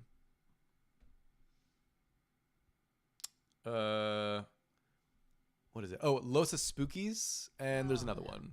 Huh? I know about that show. Yeah. And he co-wrote that one and stars in that one. And then he has a newer one that I've only seen a couple episodes of. But anyways, I've always kind of been like, I will admit, like intrigued by his style, and it seems like what he's playing around with is something that I would like, you know? And then when I watch it, I'm like, okay, it's like good, like a little hit and miss, I must admit, at times. But to me, Problemista is I think a head and shoulders above anything that he's done prior to this. Like, I think it's the best version of what. Yeah, Fantomas. Thank you so much for that. Fantomas is the other show you can watch on HBO that he most recently did. And both of those I've found like they're funny at times, but then also there's times where it's like, okay, this is supposed to be funny, but like I don't really find it that funny. I gotta admit, no offense. But Problemista though, I found it hilarious through and through. Also, Tilda Swinton is in this movie, and I think it's like her best role. I've never seen her crack me up more than in this movie. Wow. She plays, basically the film is about this young artist who is trying to get citizenship in the United States, and so he gets a sponsor found in Tilda Swinton's character, who plays like this really eccentric kind of like artist type, but she's like kind of the nightmare artist that if you're an artist, like you've probably worked with this kind of person before, where it's just like they're just a complete nightmare to work with. And so they kind of like play off each other in this really fun comedic way. Like he's this kind of more meek, he's just like trying to like get by, and then she's just like this loud, abrasive, like wild person who's like insanely, no one wants to work with her, but he's like forced to work with her. Anyways, it just results in so much comedic moments throughout the film. I also find it to be not just funny, but I think it's really compelling and dramatic at times. And I just really loved it. Like I thought it was like surreal comedy, kind of at the top of its game, you know? Okay, cool. I think you would actually you might like Problemista. I'll check it out. I mean, shoot, it's at number 4 for you. So you liked it more than The First Omen. What the hell? Absolutely, no question. Yeah, Problemista. I was like, all right. Look, I love it. All right, I put this one on my list. I'm not sure if it would count, but I guess it does, because I guess I did see. I think I saw it in 2024, but now I'm wondering if I saw it in 2023. Well, I mean, you've put like Little Women on your I list have before, so this is surely. And frankly, going to be I should have put it on again, but I was trying to be respectful. Of what? And we're talking about the 1995/4 one. Right. Definitely not the later one. Anyways, this is a movie that I found out about because My good friend edited it, Chooch and Tao. It's called Old Fox, and it won some awards in Taiwan. It came out in Taiwan mainly, but it did show in a few theaters here for a short time. And I saw it, and I liked it. Huh. You know, it was pretty good. It's about a little boy who befriends a kind of like landlord guy who he's kind of the big boss. Mm-hmm. And, you know, he learns about the ways of the world to a degree and sort of how power works. I think, you know, to be honest, I don't remember it that well. But I remember liking it and thinking it was good. And you know, shout outs to Choo Chen Tao, who won some awards as best editor on this movie in Taiwan. Oh, maybe yeah. even like the Taiwan like Oscar equivalent or equivalent of this show. Oh yeah, equivalent of the show. Of our first tier show. Yeah. And there you go. I have not heard this, but I mean, I'm intrigued. Yeah, that's pretty good. I mean, it looks cool. So it's like a coming of age drama kind of vibe. Yeah, I would say that to a degree. Yeah. Okay. It's something like that. I mean, look, I'd check this out. Check it out. I'd check it out. Yeah, Is it available here? I don't know. I think it is. It says you can watch it on Amazon. Oh, yeah. Nice. You can watch it on Amazon. That's awesome. So it's out. It's out. Yeah, it deals with, you know, sort of class systems and things of that nature. Mm-hmm. But it's good. Yeah. I don't know. Next. I should have. Sorry, Nicole. I didn't see your comment, but Nicole said, "I loved Problemista. I'm happy it's on your list. Mm-hmm. It's based on his real life experience as an immigrant." Yeah, I should have mentioned too. It's very much like he's kind of playing a dramatized version of himself. Like it's not 1-to-1, of course. Like he's upping things for comedic, you know, for the entertainment of it all. But it is very much like his story, like him telling his story being an immigrant in the United States. Yeah. Anyways, number 3. Oh my God. Getting in the top 3 here. Oh my God, this is very exciting. I'm sure everyone in the audience, you know, out there, I know we're on stage as you can see, but I'm sure everyone out there in the arena in front of us is holding their breath. Holding their breath. Holding your breath? Holding their breathe. Yeah. In anticipation for our top 3s. And we will get, here we go. Top 3. Number 3 for me is Bird. Is what? Bird? Bird. Oh. Bird. I didn't see that. Yeah, I know you told me to see that. This is like, I think, totally underrated right now. Like, what's up with people not talking about this movie? Because I think it's so fucking good. It's Andrea Arnold, who you may know. She directed, I mean, her best movie, in my opinion, is Fish Tank. Gotta see Fish Tank, everybody. She's only done 4 feature films. That's American Honey, Fish Tank, Wuthering Heights, and Bird. Wait, which Wuthering Heights? Let me see. The 2011 Wuthering Heights. Wait. I don't know. This is actually the one I've not seen. So I would be down to watch this for the podcast, actually. I've watched many versions of this story. But not the 2011? I'm not sure about that. It's hard to tell from that cover. Yeah. It's very vague. The 3 films of hers I've seen, I totally love. And her latest film, Bird, look, what can you say? She's got a type. Is it about Nelly Furtado? Yeah. Yeah, I'm like a bird. Yeah, the she's very the credits open. Positive now, by the way. She's what? She's what? Positive? She's like very body positive right now. Oh, good. Nelly Furtado. Just well, a heads I would up. hope so. I only know because she somehow popped up on my Instagram feed yesterday. Oh, doing what? Talking about how she likes her body and stuff. That's good. Good. Good for her. She's flying like a bird.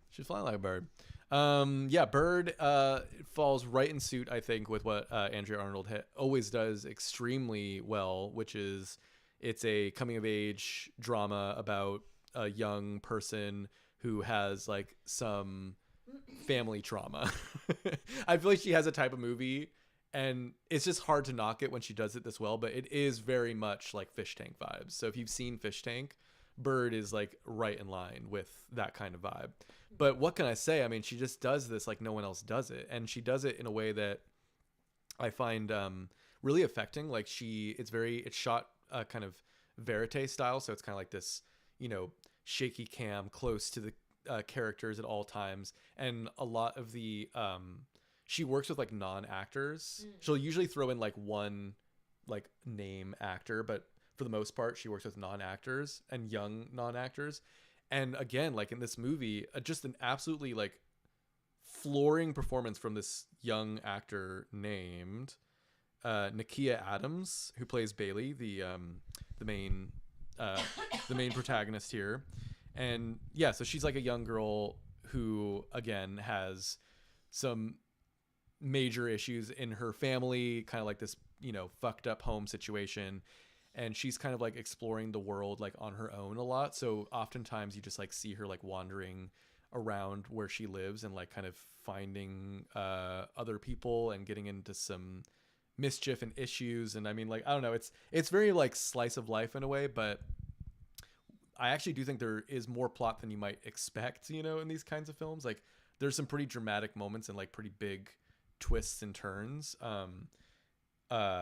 And yeah, it's pretty dark at times, but I think this film hits again just like what she does so well, which is like finding really beautiful moments that like I feel like kind of give a childlike quality, like because she's often following kids, and this is again like a young kid, and it's like you're seeing the world through this young girl's eyes, and kind of like the I don't know, the way that she would want to see things given what's going on in her fucked up family life. Barry Keoghan also is in it. He plays her dad, and he plays like this just kind of somewhat mess of a person, but is also extremely endearing. Like again, he gives a killer performance. It's no surprise. I think he's always really great in what he does. So yeah, Bird, I mean, damn, just I feel like the other two I'm going to talk about, a lot of people are talking about. Rightfully so, obviously, because it's my top two. But number 3 here, Bird, I feel like no one's really talking about this, and I feel like, what the hell, guys? It's so good. This should be up for that other award show, Sure, yeah. Like that's all I have to say. I don't know. Did anybody see this movie? If you saw this movie, let me know in chat. I feel like probably most people didn't, but like, look, get out there and see this motherfucking movie. I'll watch it. Yeah, you would really. I think. Probably of all of the films on this list, I think Bird is what I'd recommend to you the most. Bird. Because you like a coming of age. I love a bird. I do love a coming of age fuck fest. Indeed. Right. It's true. And I'd be down to watch Wuthering Heights or other. Oh yeah, I'd watch that. I usually enjoy. As you do. Iterations of that. As you do. Story. You do. All right. So my turn. Your number 3, yeah. My number 3 was your number 5, The Beast. Oh. Again, didn't see a lot of movies this year. What the? Your first line is always like. I feel that I feel that I need to watch more movies. Oh, okay. But I liked this movie. Mm-hmm. It was cool. It was interesting. I liked the sound design. And what else can I say? It was fun. Hell yeah. I don't know. I mean, you gave the whole everything else you need to know. Dominic said it earlier. Mm-hmm. Yeah. I should probably watch it again. You really should. I watched it for the second time when we did it for the podcast. Actually, watched it. I did watch it multiple times already. Well, you did say that, but you said that you fell asleep the first time, and that's why you watched it the second time. And then I watched it a third time. You watched it a third time? The second half. Wait, was this all before we did the podcast, though? No, hell no. Oh, so you rewatched the second half after the podcast. Mm-hmm. Whoa. That's kind of crazy of you. No, it's not. Why the second half? Because that was the half that didn't quite sink in for a while. Oh, because maybe you fell asleep. No, well, the first time, yes, but not the second time. I see. And the third time, I just felt I needed to just do some cleanup. Okay. Yeah, I mean, I think it's great on repeat viewings, actually. I actually enjoyed it more the second time because it like kind of knowing where it all ends up, it makes it like rewatching like a previous life, to keep things spoiler free. Mm-hmm. Watching like a previous life is kind of interesting because then you can kind of see how I don't know, like the connective tissue is more already in your mind. The connective tissue is a little bit more sort of bulbous. Yeah. Exactly. I mean, so good though. I mean, really one of the best movies. I mean, you know, it's like, did I like it more than The First Omen? I don't know. Maybe. I definitely did. I mean, in terms of just sheer enjoyability. Really? Hard to say. Well, look, this is your list. You do what you damn well please. It's not really my list. It's the people's list. It's the people's list. For sure. I do it for you guys. Oh, wow. That's really sweet. That's actually very kind of you. You're welcome. All right. Should we keep it rolling here or what? Yeah, sure. All right. Number two for me is I Saw the TV Glow, baby. My God. Wow. No. Oh, that's right, motherfucker. I know this won't be on Laura's list. She hated it. But I would almost venture so far as to say that is true, but I don't want to be mean. I loved this fucking movie. Saw it 2 times. Wow. Jane Schoenbrunn coming out with her second film. Their first film was, I always forget the name of it. It's like a long title again. We're All Going to the World's Fair, which I think I actually talked about too that year. I don't think it was in my top 10, but it was kind of like this really vibey movie where I kind of felt like, okay, this is cool, but I feel like they need more backing and like budget behind them to really pull off, I think, what they might be going for. And I feel like I Saw the TV Glow is exactly what I was hoping would be their next film, which is like dealing in the same kind of space, but just with like more, just packing a bigger punch as far as production value goes. I thought visually it's spectacular. I love the sound design. I love the music choices. And just overall, like I thought, if you don't know much about this film, I don't want to get too deep into the plot, but it's about a young person's journey to self-discovery in a certain I don't know what to not say. Well, you know what? Them and their best friend love this show that they watch together. I'm forgetting the name of it right now. But they watch this show like religiously together. They're like so involved in it. And then there's sort of these like twists and turns that happen that then the show starts to become like something that's very crucial and important to both of their lives. But yet they've taken it in kind of these like very different directions, each of them individually. And they kind of reconnect in another way later on in the film. Again, I'm being quite vague here.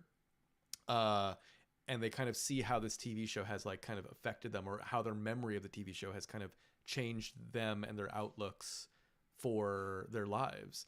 I think it's worth noting too that the director is trans, and I think that this film clearly has very like queer, I think a queer allegory to it. And I think that's what the Pink Opaque. Thank you, Nicole, for letting me know. That's the TV show's name. I was thinking the Pink Paradise or some shit. Yeah. It's called the Pink Opaque. Is the right. TV show in the film that they are watching that they love.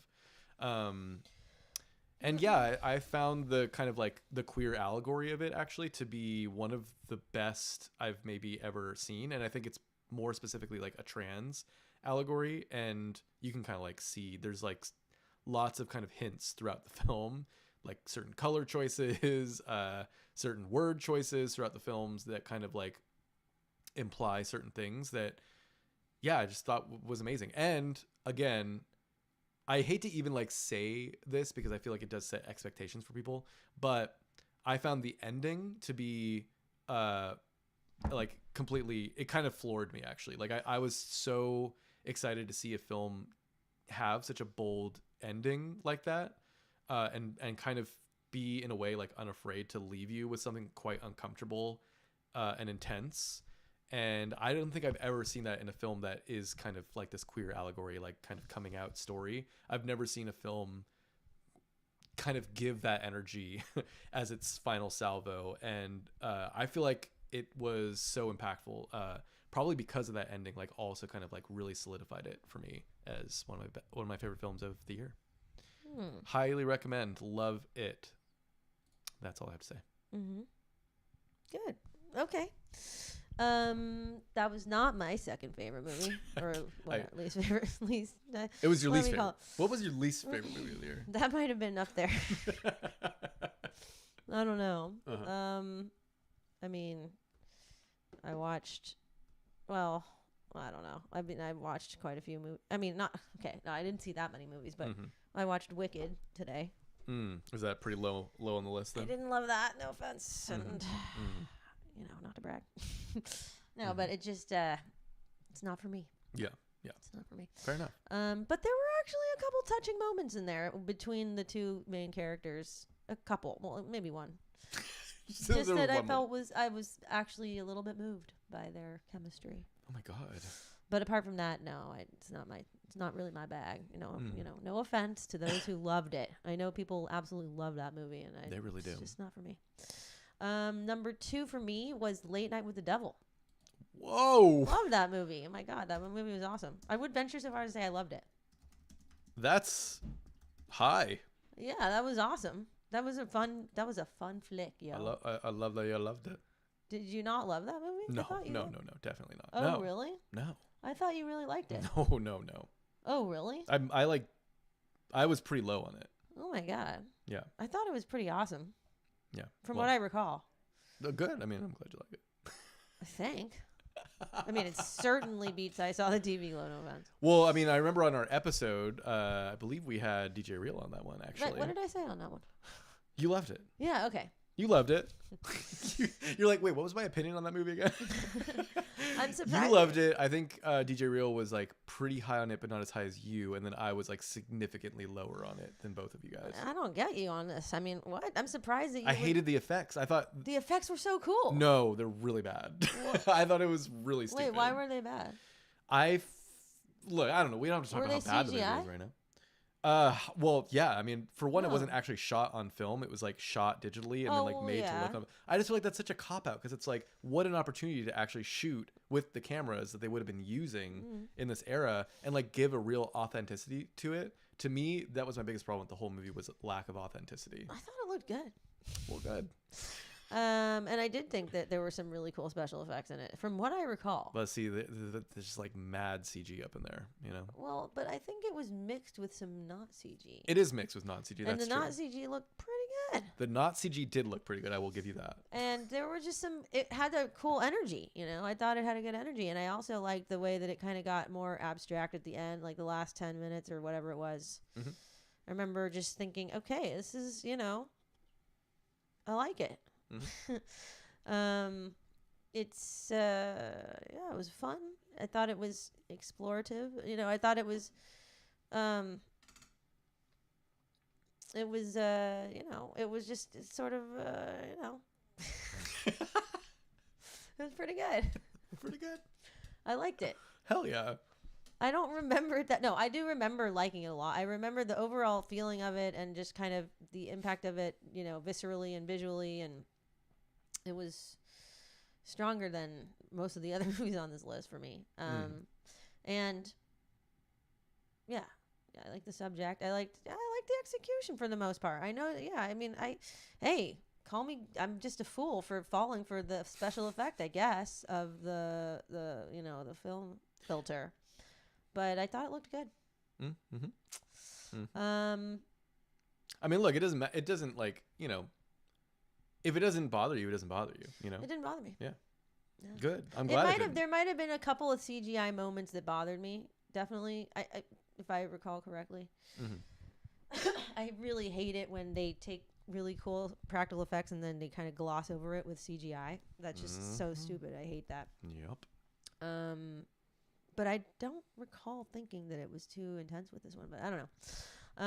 So that was my number 2. All right. Yeah, certainly. Yeah, had fun with that. Uh-huh. Good.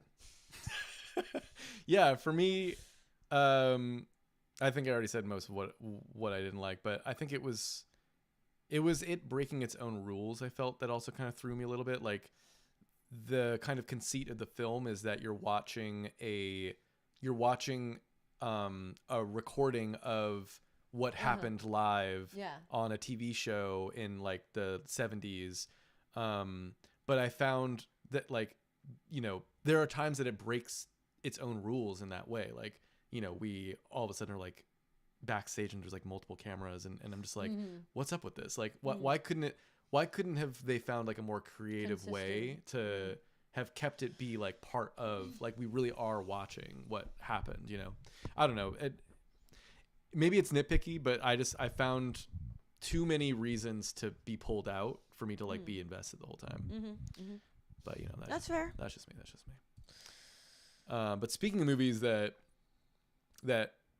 we disagree on significantly. Oh man, yeah. My number one film of the year. Look at him sparkle. Look at that. Look at his butt. Damn. Actually, I will say he's got naked. a bit of a. He's naked. He's ass out naked for one, and also he's got a bit of a dumper. You know. What does that mean? Just like a big old butt. Oh yeah. Like it's really kind of like. It's pretty bubblicious. It's bubblicious. Like, can you kind of see like the bumping? It's bumping out up in here. Anyways, but you know, nothing going on up there though. You know what I mean? They really kind of Barbie dolled that aspect of it all. You know what I'm saying? Anyways, sorry, not that. The Totally Tell Me Award of the year of best film of 2024 goes to for Dominic, not for Laura. Very much not for Laura. The Substance. Oh my God. Wow. I'm sure it's not much of a surprise, but The Substance. Oh my God. I will go ahead and give the speech on. They weren't able to make it, unfortunately. We actually wouldn't let them in fact. They were dying to get in, but we said, you know what, this is our night actually. So you can wait outside. So I'll go ahead and give the speech on their behalf. Is that the director? Yeah, the director and the stars and everyone involved. Demi Moore. They were all like, actually, could we attend? And we were like, no, this is our show. This is our night. Are you kidding me? So anyways, I will give the speech on all of their behalves and say, oh wait, hold up.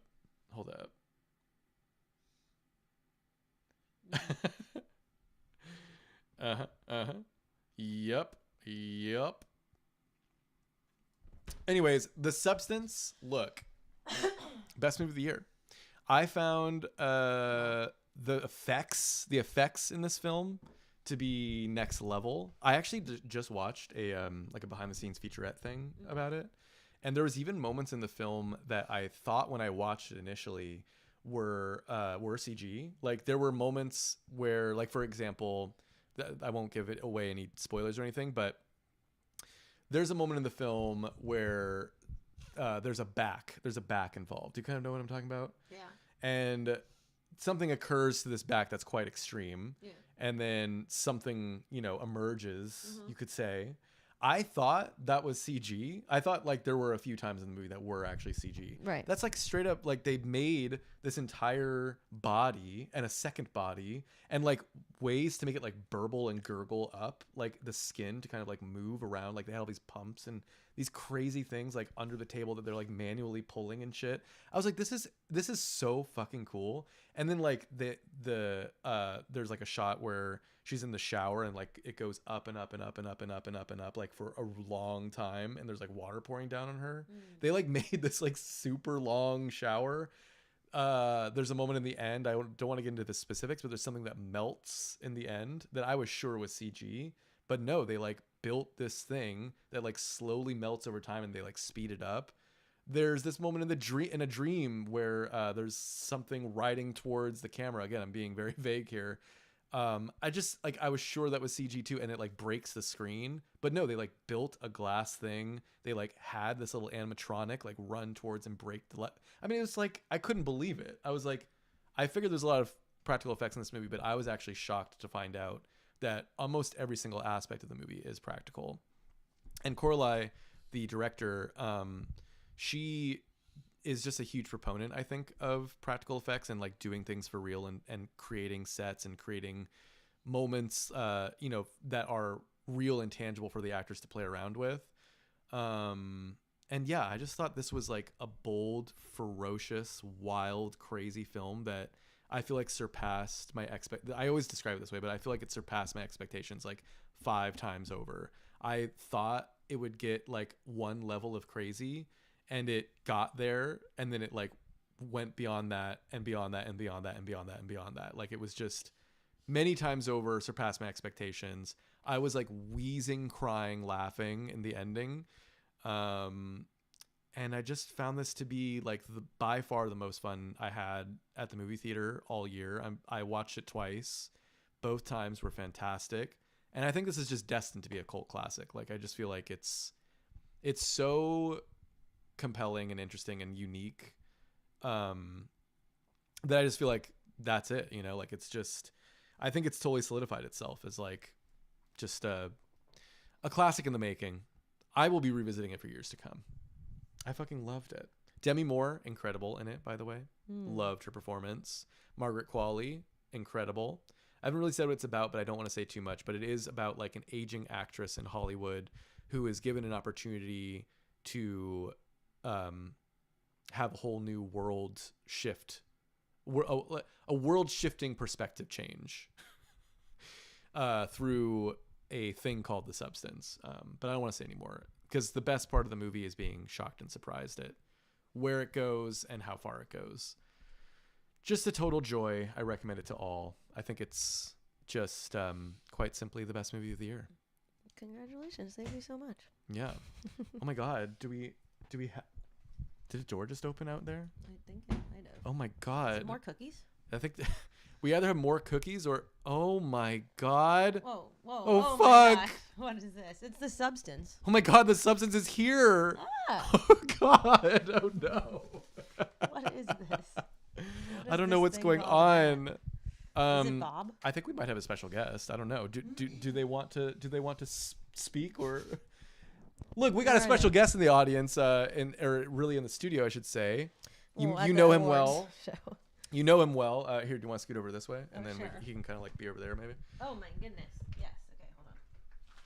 You know him well. Look at that. We got DJ Real up It's in the Starview. house. We don't have another mic for you, here. but you can kind of share Laura's maybe. Hi. Yeah. Hi. How are you? Happy top 10 of 2024. Happy top 10, Yeah. motherfucker. Happy top 2024 of 10.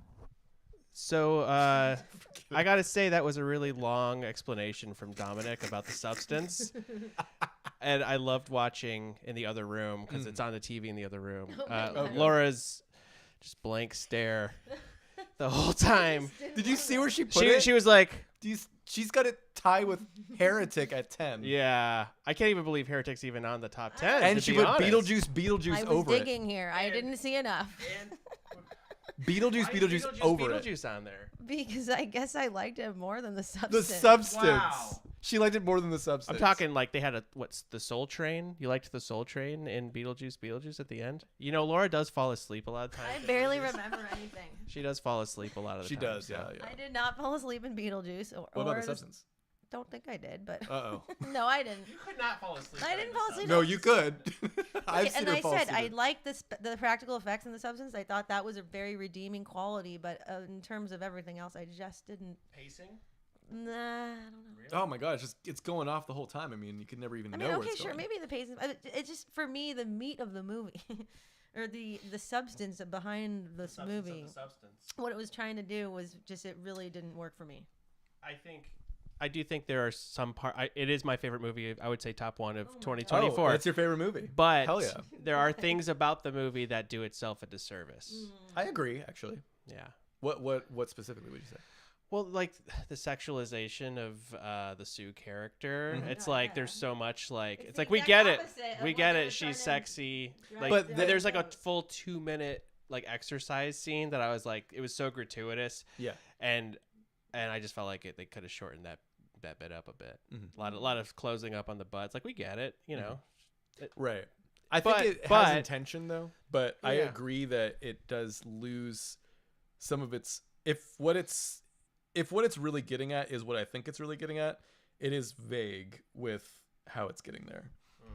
Well, I also To be think vague. It seemed to me that one of the messages of the movie was to kind of not be so obsessed with your, physical appearance and to kind of the pressures of Hollywood to appear a certain way, and that looks are this superficial thing that, we shouldn't be placing so much value in, et cetera, et cetera.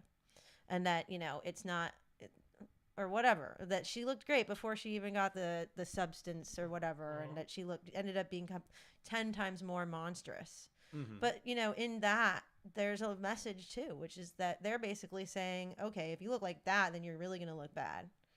Which is also... Wait, you look like a monster? Well, I think that there's just basically they're doing exactly what they're kind of condemning by creating just this more extreme version of what they're saying is something that we judge. I don't know how to explain this correctly. I'm probably not saying it right, but basically just by creating this grotesque visual of what they're kind of, I think, conveying as being monstrous is also, superficial in the sense that it's not, they're basically saying like, okay, you could look this ugly or you can look this ugly, but they're still placing value or, you know what I mean, on that. Mm-hmm. I know we talked a lot.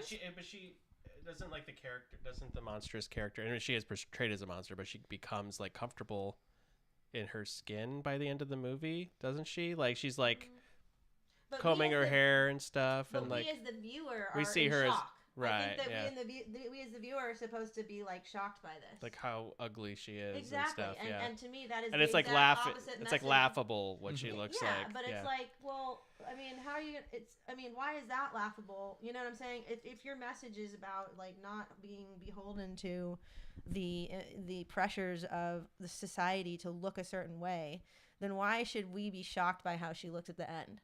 Do you know what I'm saying? It's just escalation. I think it's just escalation. But I just think like that goes against the supposed core value of the movie. You know what I'm saying? I think we talked about it when we watched the movie more, and I feel like I was more able to articulate it then. We'll have to go back to that. But I think it's a pretty interesting episode, even though I don't agree with what you're saying. But I actually think what you and Nicole actually were more agreeing on. Mm-hmm. Nicole was our guest for that episode, and I think that's one to revisit because there was wildly different opinions on that one. And I think I do agree with a lot of what both of you were saying about that. But for me, I feel like I don't know if it's really trying to even get, I think it is betraying its own concept, but it's not really like trying to be that deep about it at the end of the day. Like I think it is more surface level. I totally agree. There's just like so much messaging in the movie with like all of these scenes where they're just talking about, the pressures of Hollywood to look a certain way. They're I think they even at one point are spelling it out with actual words on the screen, if I recall correctly, where they're like, I don't know. Well, they give the names. Do you mean that? What names? Huh? Like just their names. Like when a new character is introduced, there's like not that. No, for some reason, maybe I'm thinking of a different movie. The poster. Yeah. Like on the poster, it said like something about them being hot or something. Something like maybe I think am I? I don't think that happened in those episodes. Okay, I might be remembering something else. Anyway, it's my number one. It's my number one. I saw the TV. Congratulations. I did not like that. Not a fan. It is not. What'd you think of? I think it should be a double speed movie. Talk about not authentic. Put it on. Not authentic. Well, how it was don't trying even to be go 90, there. It was trying to be like 90s. Yeah, no. no. Oh no. I'm sorry, but putting a Fruitopia vending machine in the shot is not gonna do it. Capture the 90s very well. Yeah, no, I did not. Well, I think it's doing a lot more than that. I don't think it's just trying to capture the 90s. I like the ending. I think that is the setting, of course, but I don't think that's the point of the movie to make like. The 90s. Like there's a lot. No, there's more. There's like a whole like queer, coming out story. It's too slow. Oh my god, so good. Oh my god, it's so good. Too dreamy. Wait, didn't like the acting. What did you think of acting? What did you think? Okay, look, enough about that. What did you think about Laura putting Late Night with the Devil as her number 2? I thought that was interesting. I didn't realize you liked it so much. Because you were on that episode. Again, didn't see a lot of movies this year, and I was digging, but it was one of the more fun ones. I wouldn't even put it in my top 10. Damn. No, it's not. Wow. Obviously, it's not mine. Yeah. Nowhere near, in fact. In fact, I think it's one of the worst movies I saw of last year. I think Nosferatu. Well, was Nosferatu this year? That was last year. Right? Nosferatu was this year. Yeah. End of this neither of your lists. I mean, well, Laura hasn't. I didn't do my shared number her one yet. number one. Oh, okay. Well, do you want to hang out for her number one, or I'll hang out. Okay. I'll hang out. Okay. Yeah. Laura, in fact, yeah. Do you want to do your number one real quick? Sure. Well, you did your number one. I better get to do my number one. Not that no one's going to care. My number one is Nosferatu. Whoa. Oh my God. I loved it. Wow. I liked it a lot. That's crazy. You liked it a lot. Ask you a question? Is it because you found him sexy? No. Not at all. Although I would argue that maybe he could be viewed as being sexy, sure, even like against the general memes. popular. It's like all over the memes. He's like that he's sexy. Yeah. What, okay. Nosferatu? Yeah. Well, I understand the way that they depicted him. I mean, it's very kind of, I think, aligned with the lore of like vampire lore, and sort of being, Eastern European and of a kind of noble, rank in his life. It would make sense that he would have a mustache and that he would appear that way. But I just thought it was cool. I thought it was a good movie. I thought it was shot amazingly. I thought that there were some amazing moments. I mean, I really liked it. And yeah, I thought it was a good movie. Can I ask you one more question? What? Nosferatu versus Bram Stoker's Dracula. Right, which I was comparing. They're just pretty different. The thing I like about Bram Stoker's... the thing about Bram Stoker's Dracula, which is interesting, is when I saw that when I was in my, teens or whatever, I loved it and I thought it was just like a seriously good movie. And then I watched it again more recently in the last couple of years, and I realized it's like this operatic kind of campy kind of depiction of this classic tale, and I didn't realize it was doing such a thing when I was younger. And there's a lot of laughable elements to the Bram's yeah, but all of that said, I think it's a really fun movie to watch still, and I do enjoy it, and I do like certain things that Francis Ford Coppola chose to bring out in the story that's not actually. And I might have been mistaken on this when we talked about it in the episode that we did on Nosferatu, but I wasn't sure if the dynamic between the Rose Depp's character. Yeah, what's her? Which one? Yeah, between the main girl's character and Dracula, or as he's called in Nosferatu, Orlok. Yeah. I wasn't sure if their relationship was actually romantic in the original story, or if it was like more transactional. And I liked how there was that development of romance between them in the Francis Ford Coppola version, because that does give some more arc to their dynamic and to their characters, And I thought that that does make for compelling storytelling, I think, when you're a viewer. He's a groomer who gets what's coming to him, Well, but there's a history between them, I think, that's interesting. That's in Francis Ford Coppola's version. Well, they think that there's some history here too. Yeah, there's history. In the sense that she summoned him when she was a little girl. She did summon him, but what I mean by that is in Francis Ford Coppola's version, they were actually married before, and so she's the reincarnation of life. Yeah. So she's supposed to be the reincarnation of his wife. So there is that added bond of marriage, and also kind of. It made more sense in that. There is this development of. I mean, there's a relationship that they had that was much. It went beyond just a conjuring of the spirit, which is also an interesting dynamic. But I think that their relationship in this movie, the thing that I felt, that I would have liked to have seen more, even though maybe it wouldn't have been as authentic to the original tale, especially not to the Nosferatu, that was created in the, whenever it was. Was it the 20s or 30s? Yeah, 19. And in the 70s. But, it's 1922, I believe. Yeah, but that those depictions are not gonna. They don't have, there's not a romance between them in those. And that is this was very similar to. Yeah. I mean, almost I know the identical story to the original Nosferatu. Right. Did you see the 70s one with? No, Werner Herzog. Yeah. I did not. I actually haven't seen either. either. Did he direct it, or was Klaus Kinski? Okay, I know Klaus Kinski was in it. Yeah, I haven't. Well, Herzog directs it. He does direct it. Though.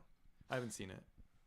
I just thought I just really, really liked Nosferatu, and I know that a lot of people thought it was funny or whatever, but I actually just thought it was good. I didn't think it was funny. Or it was a little silly at times, but I didn't even think it was. I mean, I guess there were some moments that were supposed to. Parts to it. It's just I don't know if it would make my top 10, but it's your number one. So. Well, I liked it a lot more than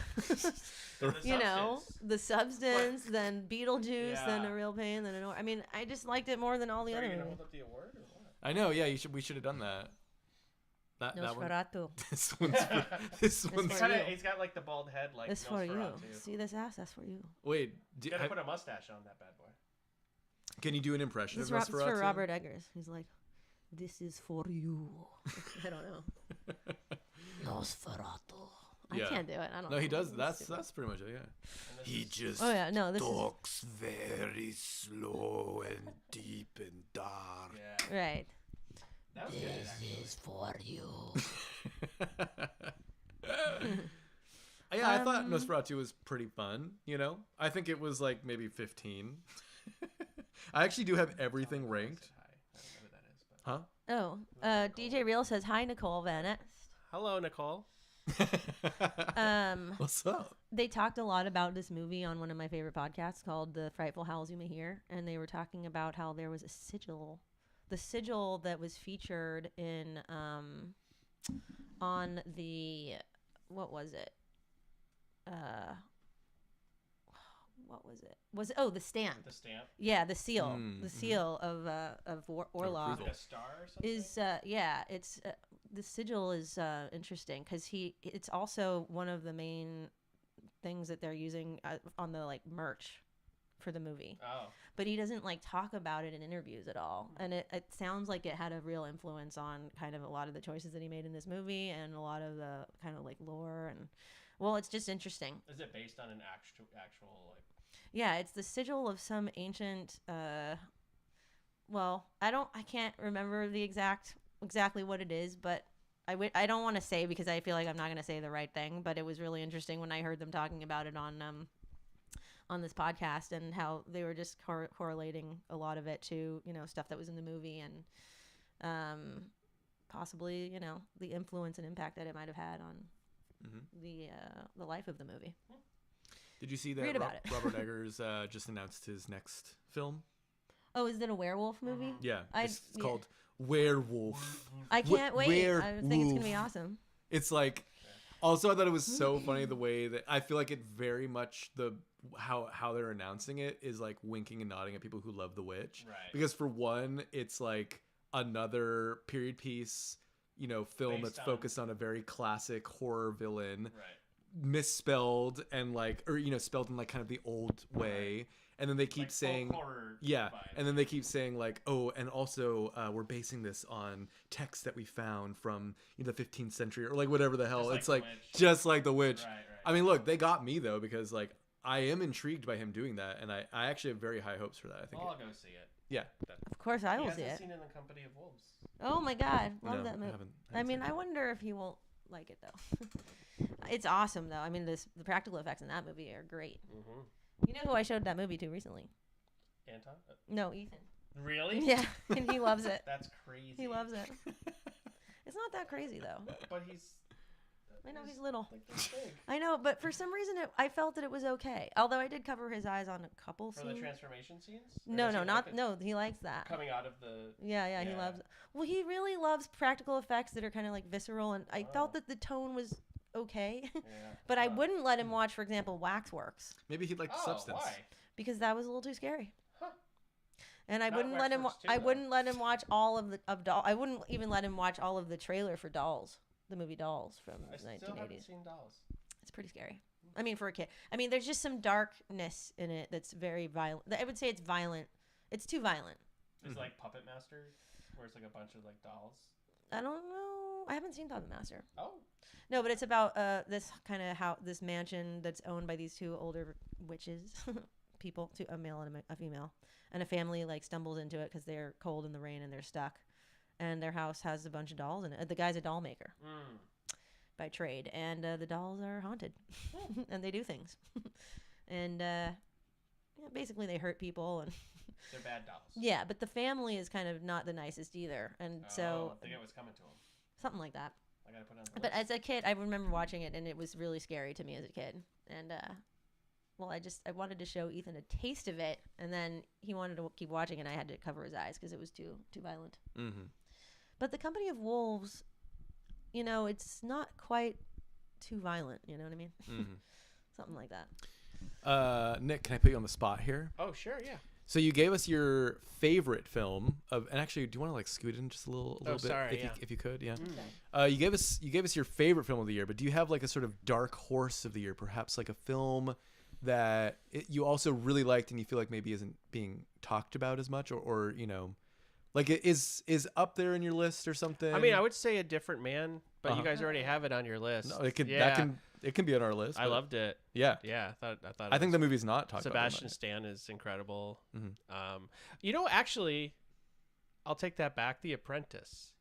Is that the name of the movie? The Apprentice. Yeah. I haven't. Oh, is that the one with Trump? Yeah, that's the Trump movie. I didn't watch that. Yeah, Sebastian Stan was really great, and Jeremy Strong was incredible in it. Yeah, I did skip that one. And how it was shot, like they shot it differently over the different decades and stuff. Mm-hmm. Yeah, Jeremy Strong especially was like really great in it. I got to sit next to him at a restaurant during the holidays. Nice. Wow. I heard his voice. He was like, and I was like, oh, that's Jeremy Strong. That's Kendall right there. That's Kendall. Did you hear him fart? No, I didn't hear him fart. Why? I don't know. I just would be curious what his fart would be like. I'm not you sure. know, Yeah. like I just wonder. Sometimes you gotta wonder these things. There was a lot of dairy in that meal, so Yeah, because it's like sometimes you just want some human element to these, you know, to these lifestyles of the celebrities rich and famous, Yeah. You know, big time celebrities. Yeah. But yeah, I would say check out The Apprentice. I know we're all like sick of Trump already. Yeah, You've been sick of Trump, but that's why I skipped it, to be honest. Yeah, I know it's overload, but it's a good movie, and I love the director. Mm-hmm. Yeah, I think it was Ali Abbasi. Abbasi, yeah. Yeah. What else has Border. he done? Border. Oh, Border. He did Border. Wow, I like crazy. that movie. And there was one where there's like a serial killer. I forgot the name of it. Oh yeah, there's Shelley, I didn't and then quite there's like Shelley. Holy Spider. Yeah, Holy Spider. Yeah, Okay. that one was pretty good too. Okay. And then that's my answer. Interesting. What was Bird? I don't remember Bird. Andrea Arnold's new film. She did Fish Tank, An American Honey, Wuthering Heights. Okay. She also kind of like uncredited did Big Little Lies season 2, but it got away from her. She was meant to direct it, and she did, but then they like fucked everything up in the editing, which is kind of fucked up. Oh, sorry.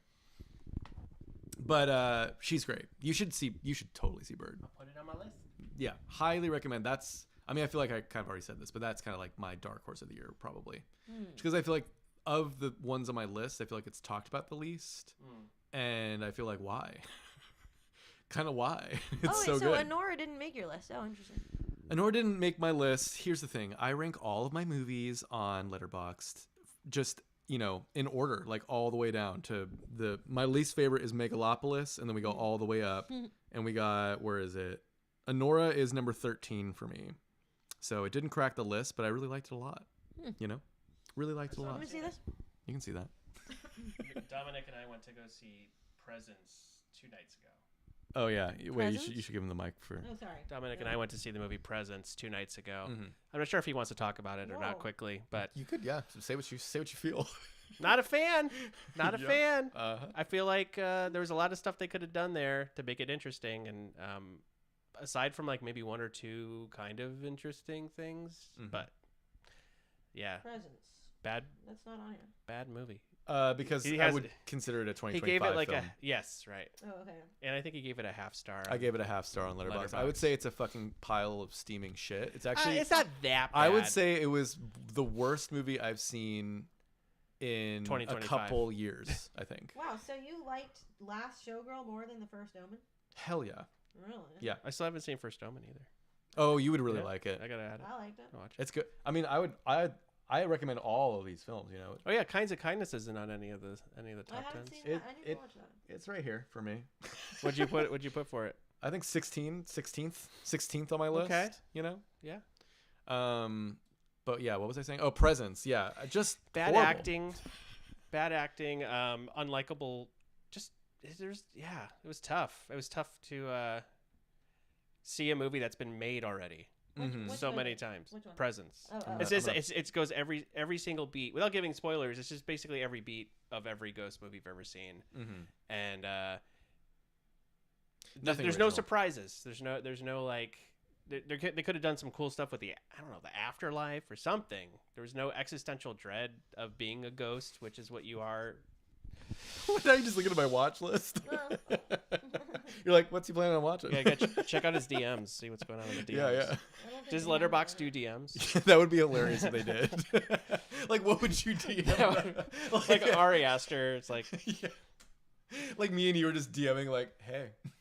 Oh yeah, cuckoo. I liked what you said about Nosferatu. Yeah. They actually do let you comment on people's reviews, but yeah, that's like the most social interaction that you can. Do you think there's any directors who like comment on people's reviews of their movies on Letterboxd? I think there are a couple prominent directors on Letterboxd, like Sean Baker's on Letterboxd. Okay. You can like follow him and see what he's watching. It's pretty cool. That's cool. And I actually like that he is transparent about all that. I think it's pretty cool. But yeah, there's a few like, I feel like there's some, famous, I guess, people that are up in there that you can follow their lives if you so wish. But yeah, anyway. Cool. Well, thank you guys for having me last minute. Yeah, no problem. Yeah. If you guys happen to be in San Francisco, I'm at the Punchline on Tuesday. Come on out. Yeah. Mm-hmm. Yeah. DJ Real at the Punchline. Foxtails Brigade album release show on Friday.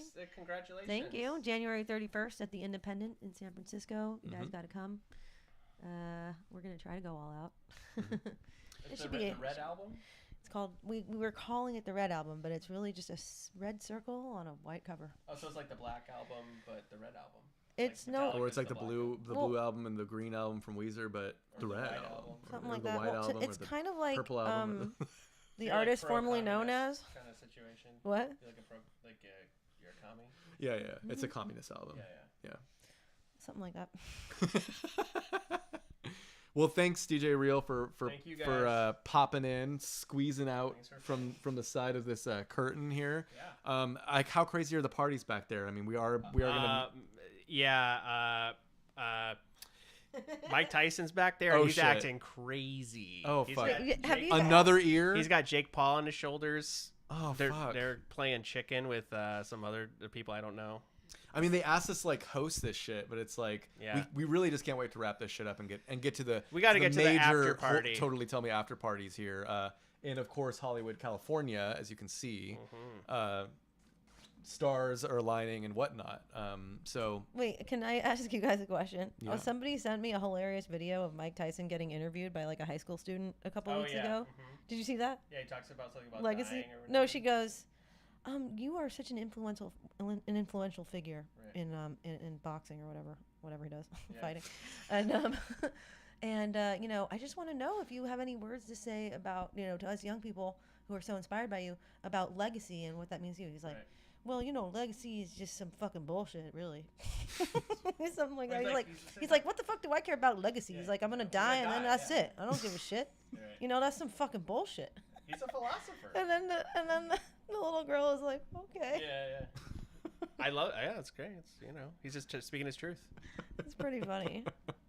He's just so like hostile about it and kind of violent in his verbiage. I mean, if it was him in like when he was like 17 or 18, when he was like telling he's like, "Oh, I'll kill their whole family." Like he would like, "I'll punch them so hard that it'll affect their family." Or what? I can't do. I'm not gonna do the voice. But he was like real aggro back then. Wow. That's him. That's him like toned down. I mean, he's getting up there, isn't he? Like what, 60? Yeah, probably 60. He was young when we were. I mean, he's not that much. He was young when we were young. He was young when we were young. Oh my god, that's crazy how that works. Yeah. Damn. What the hell? Time to peace out. Bye. We gotta go to the party. Yeah. Thanks for hanging, everybody. Look.